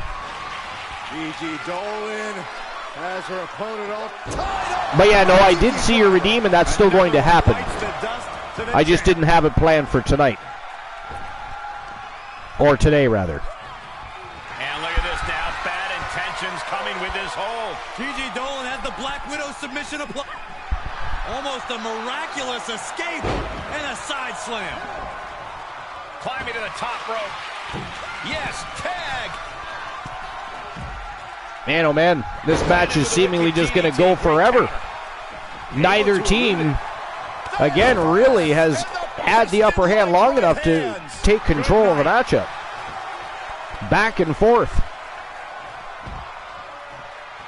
Look at her stumble back up. Probably seeing double vision. There's the dive. Oh, no, wait, maybe not. You got fooled again, Byron. All right, so let's see what else is going on in the Dirt Sheets. If anything, I don't think there's a lot else to discuss, really, to be fair. Burning lariat. Oh, what a forearm! Knife edge. Here's something from RingsideNews.com. Subajit Mukherjee, it says, Vince McMahon criticized for blowing up WWE Draft after AJ Styles' appearance on Raw. It says, AJ Styles, considered by many to be one of the wrestling GOATs right now, especially due to his high level of performance even now. He was part of Monday Night Raw last week, which puzzled fans as he's a SmackDown star. Now it appears Vince McMahon was criticized for bringing AJ Styles for Raw last week. AJ Styles failed to beat Seth Rollins in the finals of the World Heavyweight title tournament at WWE Night of Champions. Afterwards, fans wondered what Styles would do next. As it turned out, AJ Styles appeared on last week's episode of Monday Night Raw. He ended up teaming with Seth Rollins in the main event of the show, where they faced off against the Judgment Day in a tag team match. As previously reported, AJ Styles' appearance was a last-minute decision, and the call was made by Vince McMahon. While speaking on his show, Jim Cornette's Drive-Thru, Jim Cornette criticized Vince McMahon for blowing up the WWE draft with AJ Styles' recent appearance on Monday Night Raw.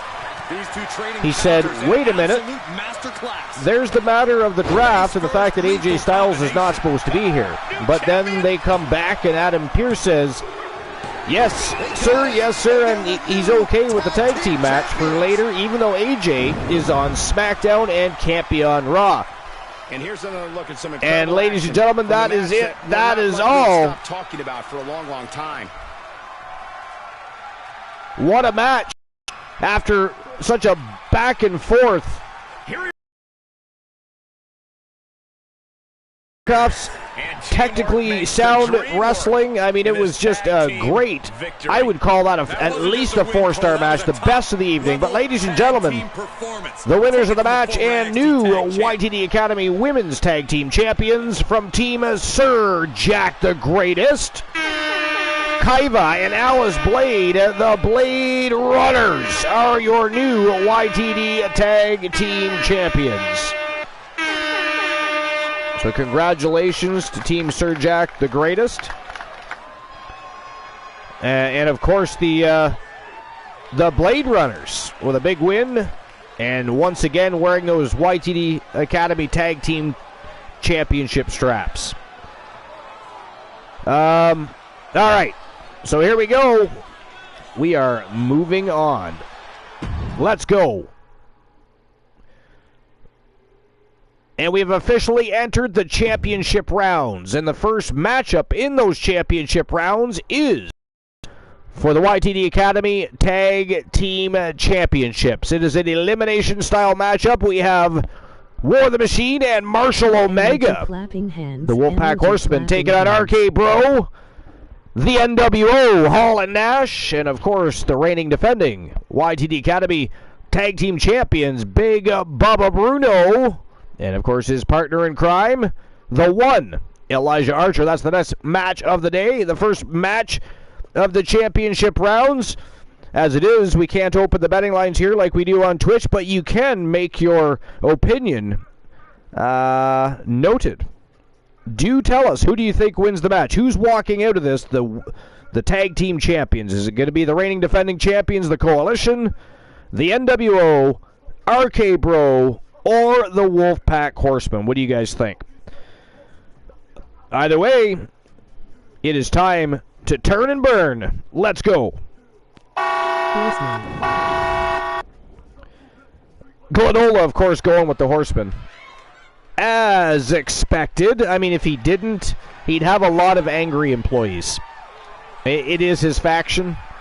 You know, his main, very first signee, by the way, the Wolfman Alan Severn, our reigning defending Legends champion, is the leader of the Wolfpack Horsemen and the leader of the Wolfpack. And they have been, you know, behind the scenes, of course, you know, nobody's paying attention too much, but they've had a lot of hands going into YTD Academy. All we see is the villainous side of the Wolfpack when they're over on the main roster. Wrestle Wars Genesis running wild, taking names, beating asses, cashing checks. But YTD Academy, a lot of the time, they are helping out the youth. They're teaching and guiding, probably so they can build their faction better and bigger. Most likely, if I had to guess. But whatever their motives are, YTD Academy is booming with talent. Booming with talent.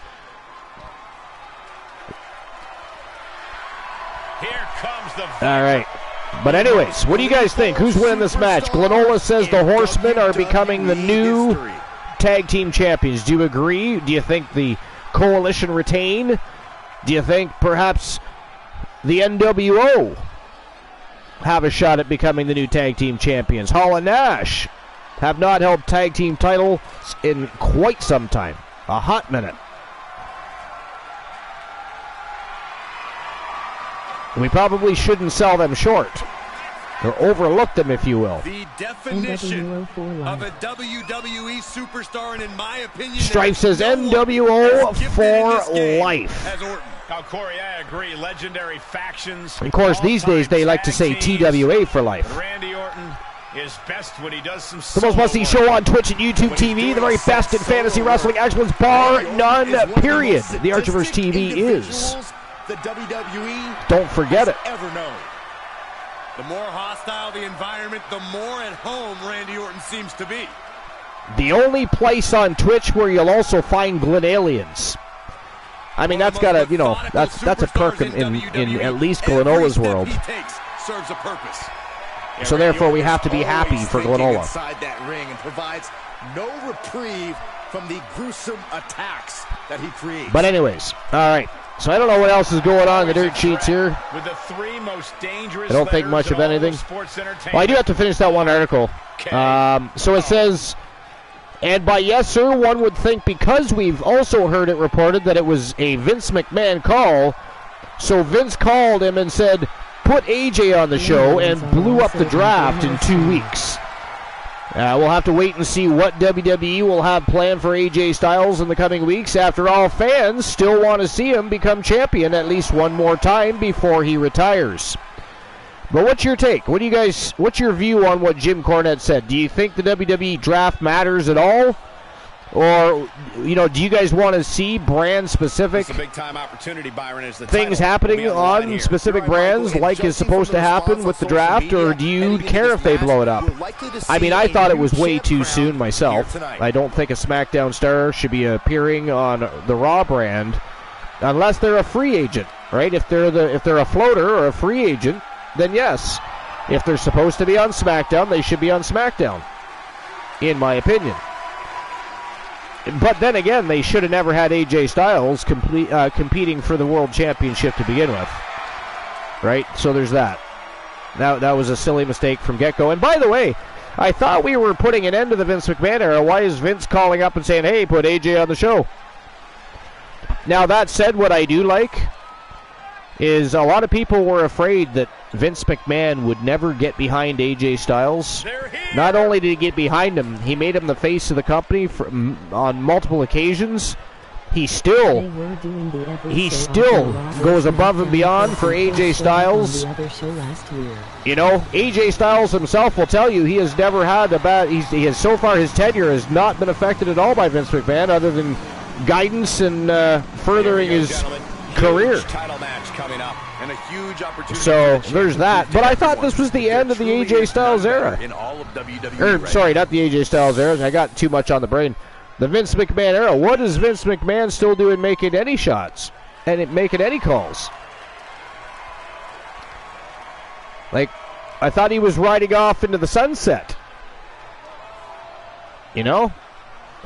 I don't know. But anyways.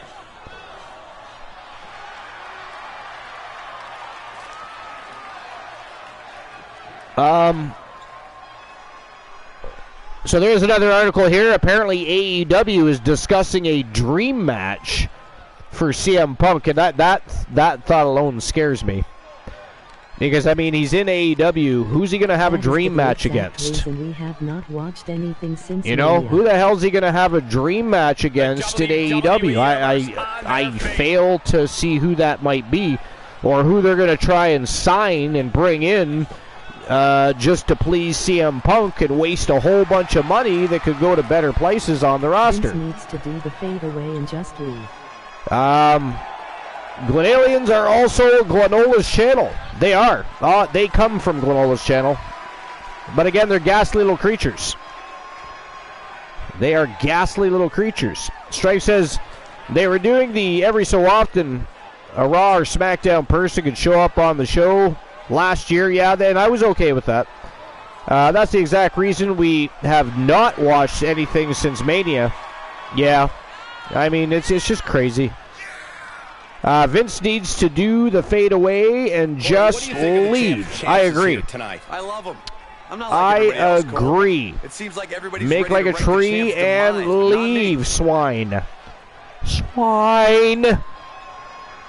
But anyways, yeah, so Glenola, after the show's over, if you want to either hop on here or hop on Discord, you and I will discuss the tournament for later. It's going to be on Twitch, though, not YouTube. It'll be on Twitch.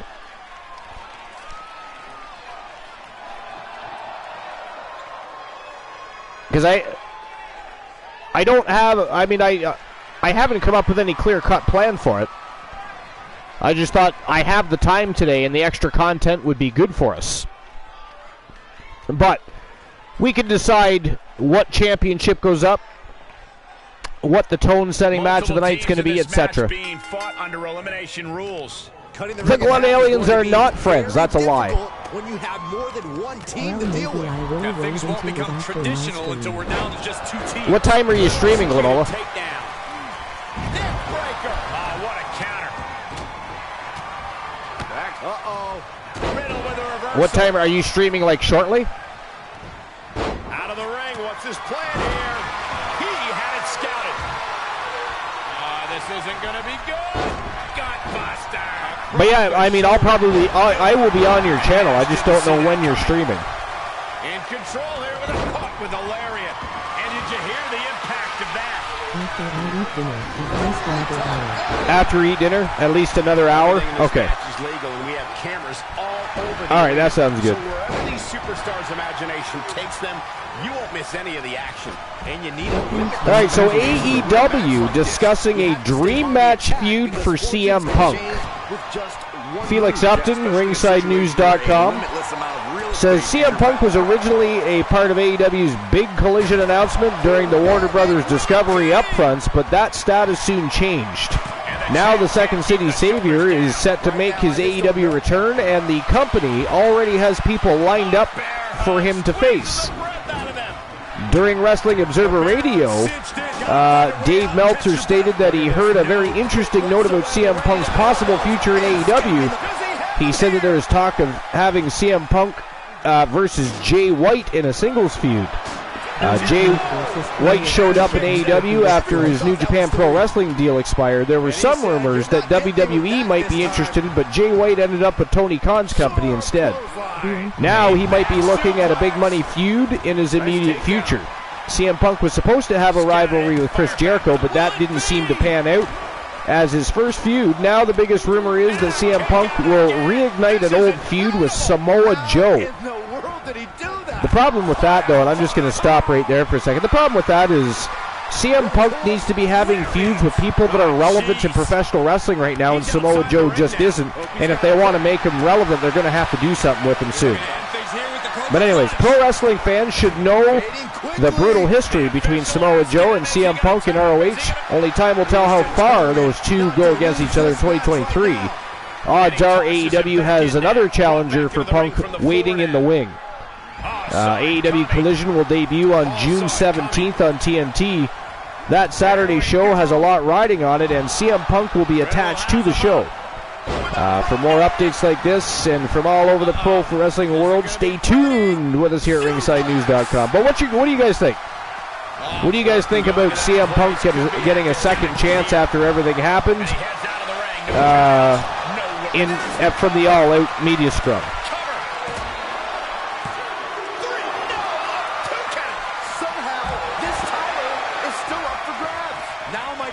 Time to regroup, rethink your plan. Orton has ended so many matches. What do you guys think about that? I mean, I know what Glenola thinks about it. I don't even have to ask, because he's just going to say flush BM Punk if he hasn't already. BM Punk versus toilet paper after he is flushed. Yeah. And Strife followed up with BM Punk. But he's not done there. The title Indeed. changed hands. Yes, Glenola shares your sentiment on CM Punk. Not a fan. He's not a fan. Archer with a cover here. He's had a count of about 4 already. Referee not paying any attention. Wow. Marshall Omega kicked out, but what was that, a 6 or 7 count? Anyways, guys, I got to visit the little boy. Oh, an AKO. He's going to cover him up again. Referee still not paying attention. Look at this. Look at this. Look at the power. That's tremendous power. And another kick out. Marshall Omega. He's got a streak of luck. He's got a horseshoe up his ass right now. Oh, Archer got DDT. Skull bounced off the unforgiving floor. Okay, I'll be right back. I'm going to go ahead and grab a quick beverage, and I'm also going to use the washroom, but I will be right back. Enjoy the match. Don't go anywhere. How dare you? We got a question. How much is it worth? How much is it worth to continue through the agony? It's obviously worth everything. Obviously worth every drop of sweat on the ground. Boom. Boot. Nice. Makes him pay with a counter. Drop that bow. Evading offense. Oh. Uh-oh, get ready to light up your chest. Uh-oh. Shot to the face gets them out of that. Cover here. Instantly, he has his shoulders up. We are seeing something special from the champ here. There's electricity running through this arena right now. Will it be the spark for one of these competitors? Shoulder tackle. And he gets set back into the ring. Backbreaker and backbreaker. The challenger not looking good right now. Letting this match got Hall right where he wants it. Because we're about to see the outsider edge. We can have a new champion. Oh, square shot with the back elbows ends that. He may get the 3 count right here. This is it. I am shaking my head. Shoulders down. This is it. Kicks out after 1. You've got to believe that some doubt is creeping into the champ's head. This just might be more than what the champ bargained for. Oh, and a rear super kick. From behind, nasty. Face buster plant. Great job anticipating Riddle. The champ will stay champ. And the count's broken, keeping the match alive. Gut wrench powerbomb. Holy, meet the barricade. Oh, driving the elbow. And scene. Ooh, the release on the German suplex. Just launched. Run right through with the spear.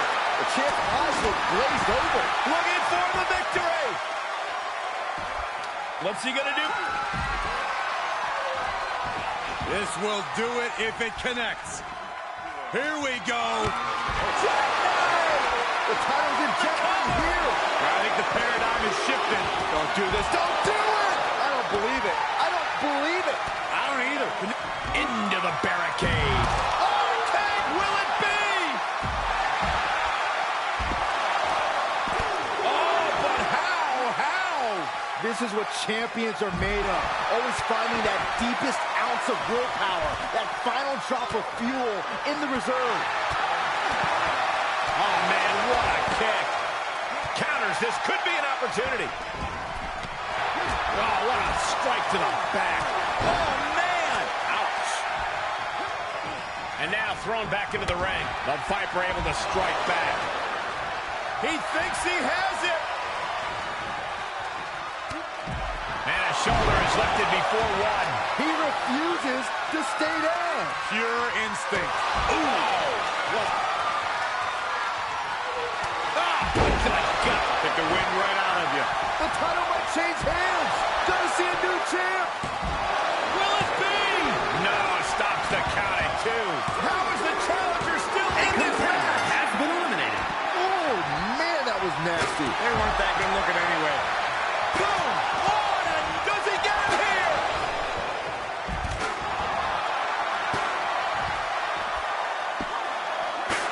No, didn't get it. How this match is still going on defies all reasoning. And he tosses him back in now. Averting danger with an elbow to the stomach. Nice takedown. Ooh, incredible combo. Hits him with the counter. Riddle with a kick.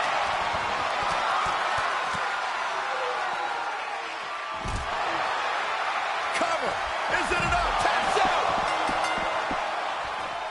And Big Sexy heads back to the locker room. He's eliminated. Oh, and quick resiliency from the challenger. I am shaking my head in disbelief over how he managed to get the shoulder up. Short arm clothesline. Right to the kidneys from behind. Boom! Nice side headlock applied. Oh. And that was offense with a hurtful purpose. Ooh, brutal forearm. Scott Hall has got it right where he wants him. Up and... We can have a new champion. You gotta believe that some doubt is creeping into the champ's head. This just might be more than what the champ bargained for. Eliminated. Oh, the title's in jeopardy here. I think the paradigm has shifted. We can have a new champion. The muscle memory's got to be taken over now. Pure instinct to kick out before 3. That's it. Riddle just got eliminated. Uh-oh. Reigns down an elbow in retaliation. Here we go. Yokosuka cover. And there's the cover. Paul tried his best, but couldn't avoid elimination.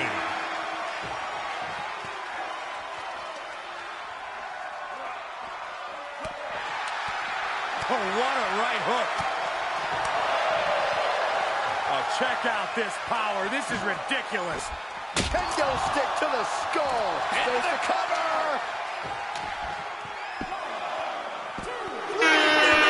I have returned, and what have I returned to? My God, we're down to Big Bubba Bruno, War the Machine, and Randy Orton. Good God, the Wolfpack Horsemen, the Coalition, and RK Bro still in it to win it. Wow, did not expect to come back to this. That is crazy. This is going to be very interesting.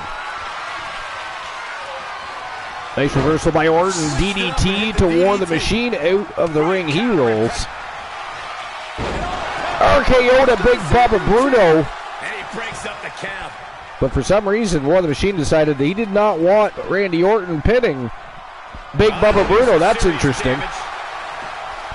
That's very interesting. There's 2. No, it's not. 2 count only. Orton kicks out. You gotta be kidding me. Wow. Crazy things going on at YTD Academy here today. The steel chair. Very much looking forward to the next match, the main event of the evening. Oh, a chair right across the knees of Big Bubba Bruno. Bruno did not like that at all. Randy Orton sneaks up on War. Look at the power of Randy Orton. Follow-away slam right into the barricade almost. And here comes Bruno with a set of stairs. Almost like Randy. Oh, got him right in the back again. And then just drops it right on War the Machine. He's not done. He's got a chair now. Bruno, nope, changed his mind. He's going to go after War here. Here we go. Oh, right on the steel steps. Right on the steel step. Orton breaks it up this time. What is going on here? What is going on? Orton's not allowed to pin Bruno. Bruno's not allowed to pin War. To the chest. Orton not intimidated. Not even close. If anything, he's the one doing the intimidating right now, Michael. Bubba grabs Randy Orton as soon as he exits the ring and tosses him right back in. Pulls him over. Randy Orton just ran into a brick wall. Up on their shoulder. Oh, Samoan driver. That's probably going to be it for Orton. No, sir. Randy Orton's still in it. Oh, RKO to War the Machine. Out of nowhere. But War kicks in. Look at the blood pouring down Randy Orton's face. And Orton definitely thought that would be a 3 count, but he Looks like Orton and Bruno have this. No, Bruno's going after Orton. And Bruno just tosses him to the floor. Goes on the prowl for a new toy of his own. Kendo stick in play, but throws the opposition back into the ring. Thrown back in under he's forced to drop it. When in doubt, try to knock your opponent's block off. Orton bringing a chair back into the ring here. Look at this. He just tossed the leg. Bruno again goes right after Orton, though. Oh, big Samoan drop off the ropes. Bruno covers him up. I think so. And that's it for Orton. It is down to War the Machine and Big Bubba Bruno. Oh! He was going for the Samoan spike, guys. War the Machine evaded it. Huge right hand to the left side of Big Bubba Bruno's skull. This could be good. And he's definitely feeling the effects here. Oh, a chair right to the head. Him with the chair now. Chair right to the head. Bruno is bleeding all over the place. And again, ruthless aggression of War the Machine here. And he gets delivered back. Bruno with a burst of energy tosses War back into the ring. But here comes War. What's his plan here? Oh, right in the face with the kendo stick. Good thing he's wearing that mask. Oh, a spear out of nowhere. Took Bubba right off his feet. And that is it. That is all, ladies and gentlemen, the winners of the match and new YTD Academy Tag Team Champions. From Team Glenola, he is War the Machine. And his partner in crime from Team Night the Undying, Marshall Omega. They are the Wolfpack Horsemen, and they are your new Tag Team Champions.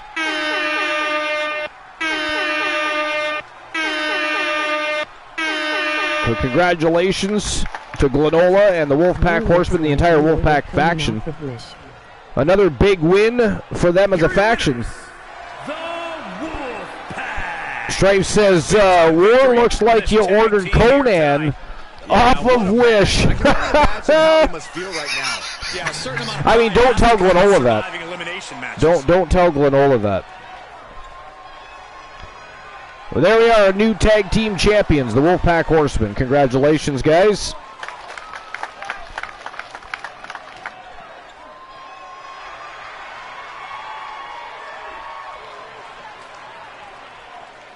And here we go. All right, that was the first match of the championship rounds. That wasn't even the co-main event. We have 2 championship belts left on the line. Starting with Kenny Jackson taking on John Cena, the man that shocked the world last night, became a double champion upon winning the Wrestle Wars Genesis World Championship. Tonight, Kenny Jackson looking to relieve him of the YTD Academy Pure Wrestling Championship. He's been a YTD Academy sensation. Started off a little rocky. He's been on absolute fire since then, though. Already had a chance at the World Championship. Didn't go his way, but he is not done looking for championship gold, looking to reduce John Cena's double champion status down to champion if he can complete his campaign. But here we go. Falls count anywhere for the YTD Academy Pure Wrestling Championship. Kenny Jackson from Team Honeybee Wrestling versus John Cena. That is next. Stay tuned.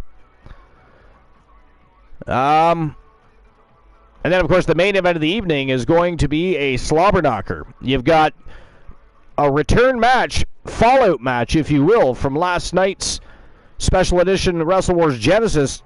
YTD champions versus Wrestle Wars Genesis champions. Queen Bee, one of our Triple Crown champions at TWA, is challenging, cashing in her rematch clause to take on January, the reigning defending double champion. She is the YTD Academy Grand Prix Wrestling Champion and the Women's World Champion after last night's show. Tonight, it is just the Grand Prix Wrestling Championship on the line, but Honeybee, Queen Bee, the Queen of the Hive, wants that belt back. She wants it right now. But first, It's time for Kenny Jackson versus John Cena for the YTD Academy Pure Wrestling Championship. Let's go.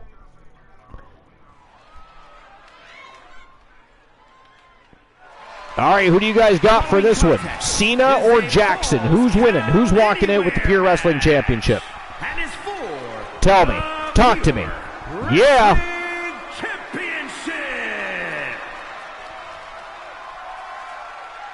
Strife, what do you think? Cena or Jackson?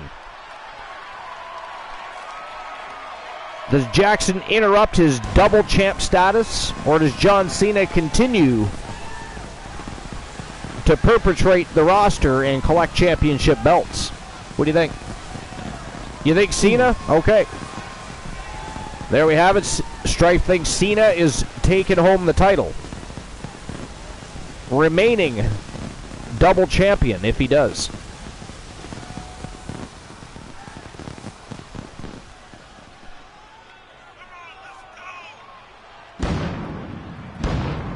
Kenny Jackson from Team Honeybee Wrestling, ladies and gentlemen.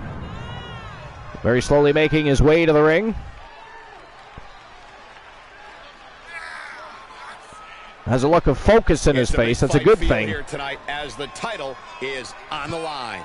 I mean, you don't want to step into the ring with John Cena unfocused, unlike any other match. unsure of what you're going to do in there. Not the guy you want to wrestle if you have a lack of confidence going into your matchup. Kenny Jackson, though, no lack of confidence, no lack of skill. Should be a great match. Can John Cena continue his so far very successful agenda? Intensity better be on point if he wants to overcome John Cena.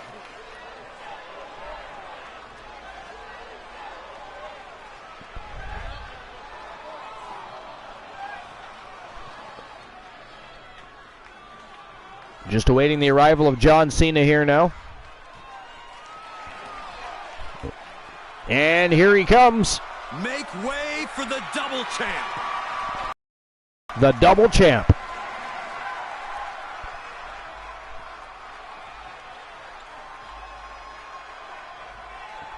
The world champion and the Pure Wrestling champion.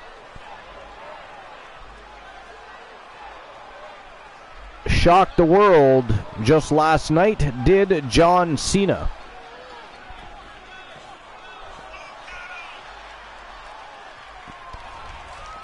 Imagine all the hard work, the training, and the perseverance it takes to win a title in WWE.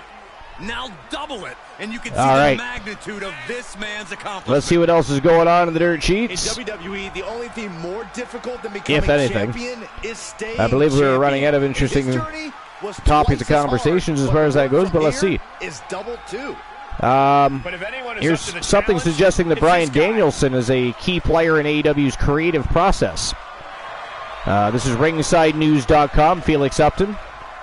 So it says Bryan Danielson is a valuable member of the AEW roster. It turns out that the contributions are not limited to his work in the ring at all.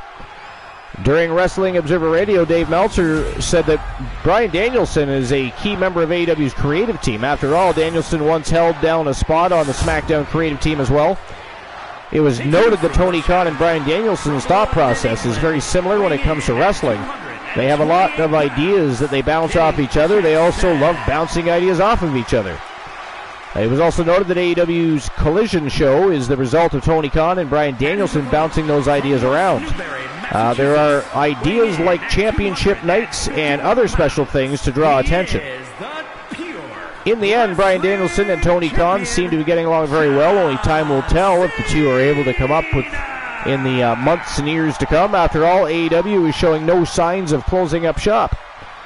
Bryan Danielson loves pro wrestling, and he has stated in the past he would like to wrestle into his retirement years. Only time will tell if he picks up an official booker position along the way. But what's your thoughts? What are your guys' thoughts on Bryan Danielson helping the AEW creative team? Do you think he's the man for that kind of a job, or do you think, they just rely too much on their pro wrestlers And seemingly the ones they befriend anyways for their I don't know, whatever guidance or advice they're getting from them. That hard work and determination certainly has paid off for them, Corey, but the challenger has put in that same effort. It'll be a close contest. Kenny Jackson off to a quick start here. Uh-oh, double underhook. This is going to be nasty. Oh, look at this. Double underhook driver. Pile driver. Wow. You don't just do something like that to win a match. Some ground and pound Kenny Jackson. And he busts Cena open. He is all over Cena here, guys. He is all over John Cena. What is even happening right now? Oh, knee right to the face. Fighting back with a counter. Cena tried to fight back, but Jackson just relentless here. Cena finally sneaks at the back door, takes the legs of Jackson. A nice basement drop kick by Cena. But yeah, what do you guys think of Bryan Danielson having a lot to do with the creative process in AEW? Do you think he's the right guy for that job? Or, again, do they rely too much on their wrestling talent because of maybe their tenures in other companies, etc.? I feel like Tony Khan has to surround himself by better people when it comes to his creative teams and his booking. I don't think he should, he doesn't ever want to be in that position of being the sole decision maker in the booking process type of thing, you know what I mean? But oh, big headbutt by John Cena, dropped Kenny Jackson like a ton of bricks there. Oh, what a kick. Ooh. Cena stalking him down, trying to give him a little taste of his own medicine. Kenny Jackson was off to a quick start, very fast paced. Very quickly took control. I mean, Cena is already busted open here. Oh, clotheslines him right off his feet. Jackson. He's outside the ring now. Hope he's got a plan. Regrouping here. He's got a kendo stick. But Cena says no, sir, and takes him right off his feet with his own clothesline. A little taste of his own medicine there Jackson got. And Cena drops him again with a big right hand right to the forehead. Oh, wicked kick to the lower back. Never was a fan of kicking people in the back, to be quite honest there. Just not my thing. I don't think it should be done. Sister Abigail. The champ's eyes look glazed over. 2. Still in it. What a gutsy performance. How draining was that? Can it be done again? Can that maneuver be summoned? Jackson whips Cena hard to the turnbuckle and follows up with a big flying forearm right to the face. Just continues his beatdown of Cena. Cena has not had the chance to get the upper hand in this matchup. A quick burst that results in Kenny Jackson taking back over the matchup. Out the back door goes Cena again here, though. And clotheslines him right across the back of the neck. Surprised to not even get a 2 count at this point. Leaving himself open. Jackson actually looks like he might be tiring a little bit here. Oh, he kicks Cena right in the face. Cena returns a big knee to the midsection. Gut wrench suplex. You've got to wonder how much has been taken out of these superstars thus far. And is there Cena grabs the kendo stick, and he's eyeing up Jackson here. Oh, he nails him right in the head. And again. Jackson gets back to his feet. Big right hand. Went for a springboard wheel kick, but missed. Outside the ring now. He has no need to rush. And now Cena bringing the steel steps into the mix here. Gets caught, though. Didn't see Kenny Jackson slip into the ring.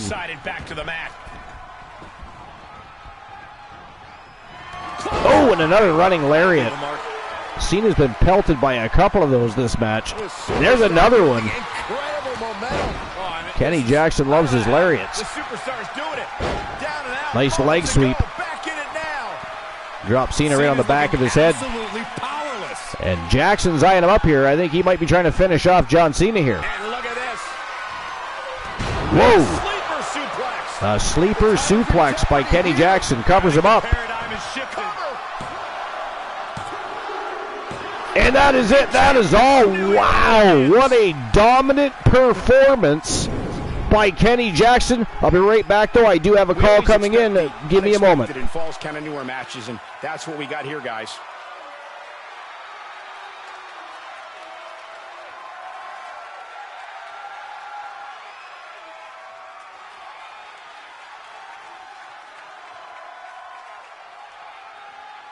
Here is your winner, and new Pure Wrestling Champion, Kenny Jackson. A night and title change we will all remember for a very long time. Talk about history in the making. This is literally one for the history books. And we got to witness it up close and personal. Stop making this about you, Saxton. This is about the new champ.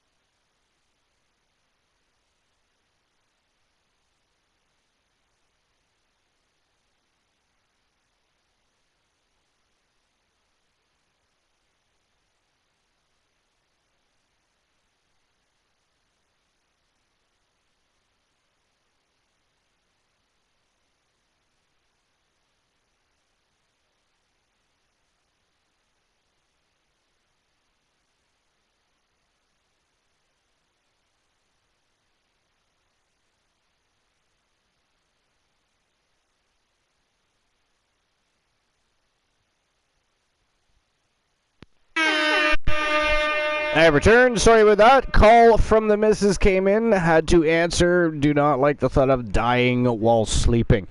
Anyways, before we start the main event of the evening, which is going to be a barn burner between Queen Bee and January in a TLC matchup for the YTD Academy Women's Grand Prix Wrestling Championship. Again, congratulations to Kenny Jackson. Not just defeated, but dominated the man who shot the world just last night, becoming a double champion, winning the World Championship. Kenny Jackson, now the new YTD Academy Pure Wrestling Champion from Team Honeybee Wrestling. Now, can they make it co-main event and main event? Does Honeybee Wrestling get a clean sweep here? Let's find out, because that's the next match of the evening. Queen Bee versus January. Let's go. All right. Here we go. And then, of course, later this evening in the land of purple, we're going to have ourselves a tournament. And, of course, we'll have a tone-setting match to kick the tournament off.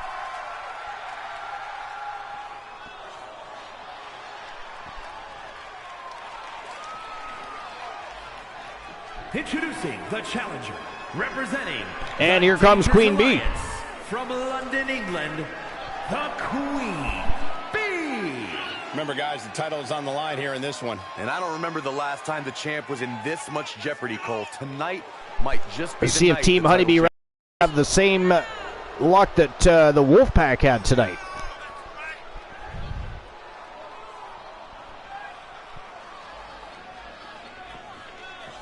Alan Severn, of course, the new Legends champion. Tonight is her chance to prove it. An OG superstar of the Archerverse, of course. It's very fitting that he has become the Legends champion. It was quite exciting. I mean, I'll be honest, I thought The Undertaker was going to beat Alan Severn, but the Wolfman was resilient all night long, wore down the dead man, and then finished him off. And introducing the champion, Savage is Alan Severn, the leader of the Wolfpack. And here comes the coldest bitch on the planet. She's the reigning, defending double champion, the Grand Prix Wrestling champion, and the Women's World champion. And don't be surprised if history is made here tonight. Of course, this is all about the Grand Prix Wrestling Championship for YTD Academy. It's hanging above the ring already, awaiting its victor. Now, that said, what do you guys think? Who wins this one? Who do you think walks out with the Grand Prix Wrestling Championship? Does Queen Bee get her revenge? Does she sting the coldest bitch on the planet? Or does January freeze that stinger and pull it out to retain her double champion status and retain both top prizes? What do you think? Strife, what do you think?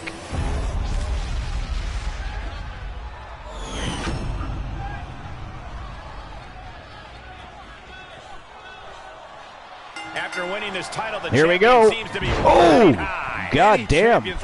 Queen Bee off to a quick start.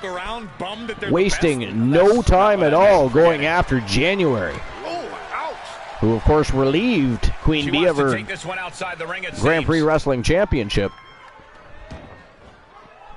Outside of the ring now. January sneaks up from behind, tosses her right into the barricade. And now January going to go to work on the former champion. Perhaps looking for some kind of equalizer here. Grabs a chair, but Queen Bee gets to her first. Tosses it right into the steel steps.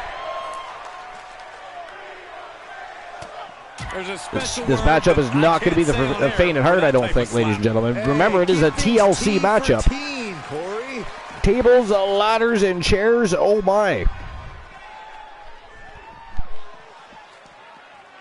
Set it up for something here. But what?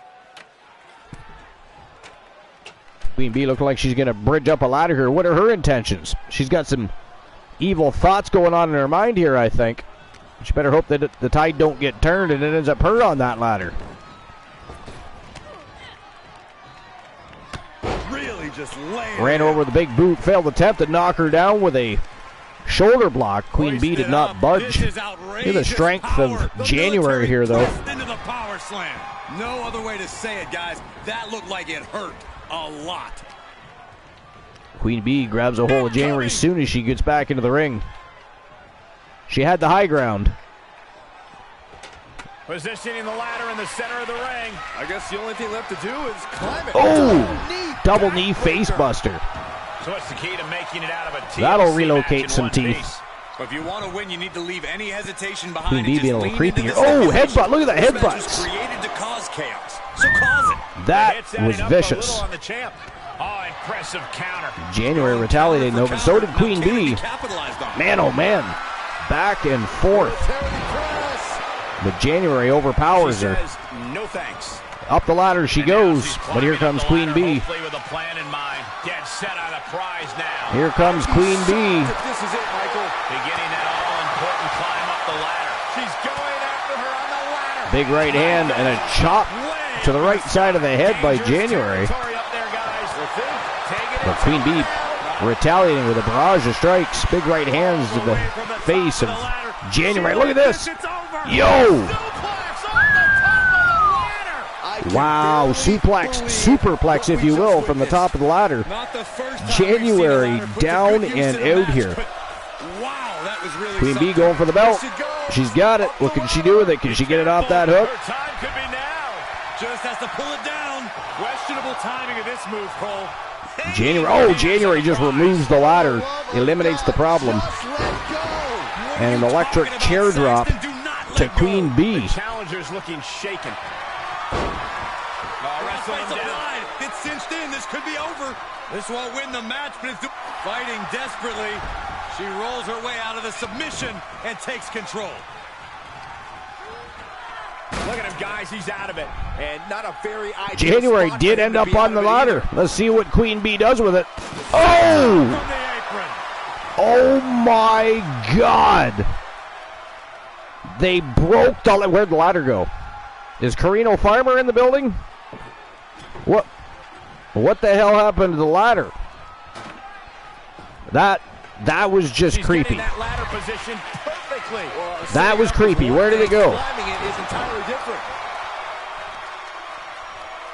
I mean, we know Damien's been around lately. Carino Farmer's always been forever doing very strange and unusual things. For no apparent reason, randomly. But that was weird. They broke the ladder. I think that was a hell of a move by Queen Bee. Put her body on the line there. Pinpointing the back with full force. But they went through the ladder, then the ladder just disappeared. Clearly waiting for that.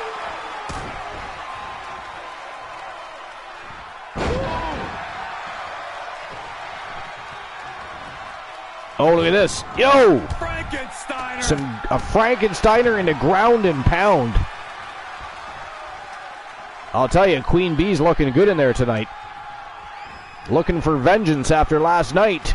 And there's the Uranagi. Wow. Big high elevated Uranagi by Queen Bee, but January's getting right back up. Climbing the ladder at this point seems to be a bit She is getting right back up. Perhaps trying to get a quick victory here.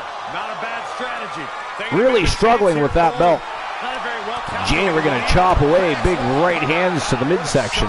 She got her good there. But Queen Bee just won't relinquish that title. There we go. She finally got her to let go. No letting go now. But look at this. That was an efficient form of offense. Queen Bee grabs her by the throat. And January staggered. Down she goes. And Queen Bee's going to grab that title again. January better get back to her feet. She's on the verge of victory here. Reaching for it's one thing, though, Cole. Pulling it down, totally different. And that is it. That is all. She has done it.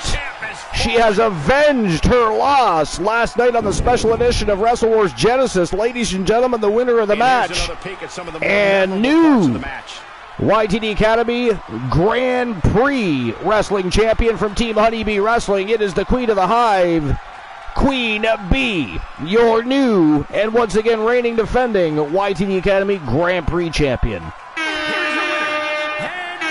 Congratulations. What a match. Big victory for Queen Bee. I still can't believe it. All right, ladies and gentlemen, that is it. That is all for episode number 479. And, of course, YTD Academy Live, episode number 20. A fantastic show. Great Fallout show from last night's special presentation. Stay tuned, though, because we may just be having a tournament a little later this evening over in the land of purple, Twitch TV.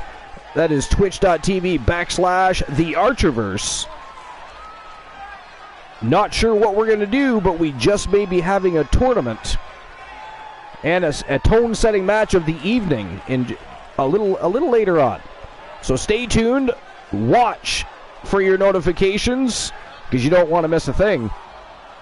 We are on the road to the 3rd annual Bash at the Beach stream per view. We're going to get a little wild. Things are going to get crazy. We're going to get the juices flowing, electricity rolling. But for now, that is it. That is all. You don't have to go home, but you do have to get the fuck out of my channel. Sorry, but it is what it is. Goodbye.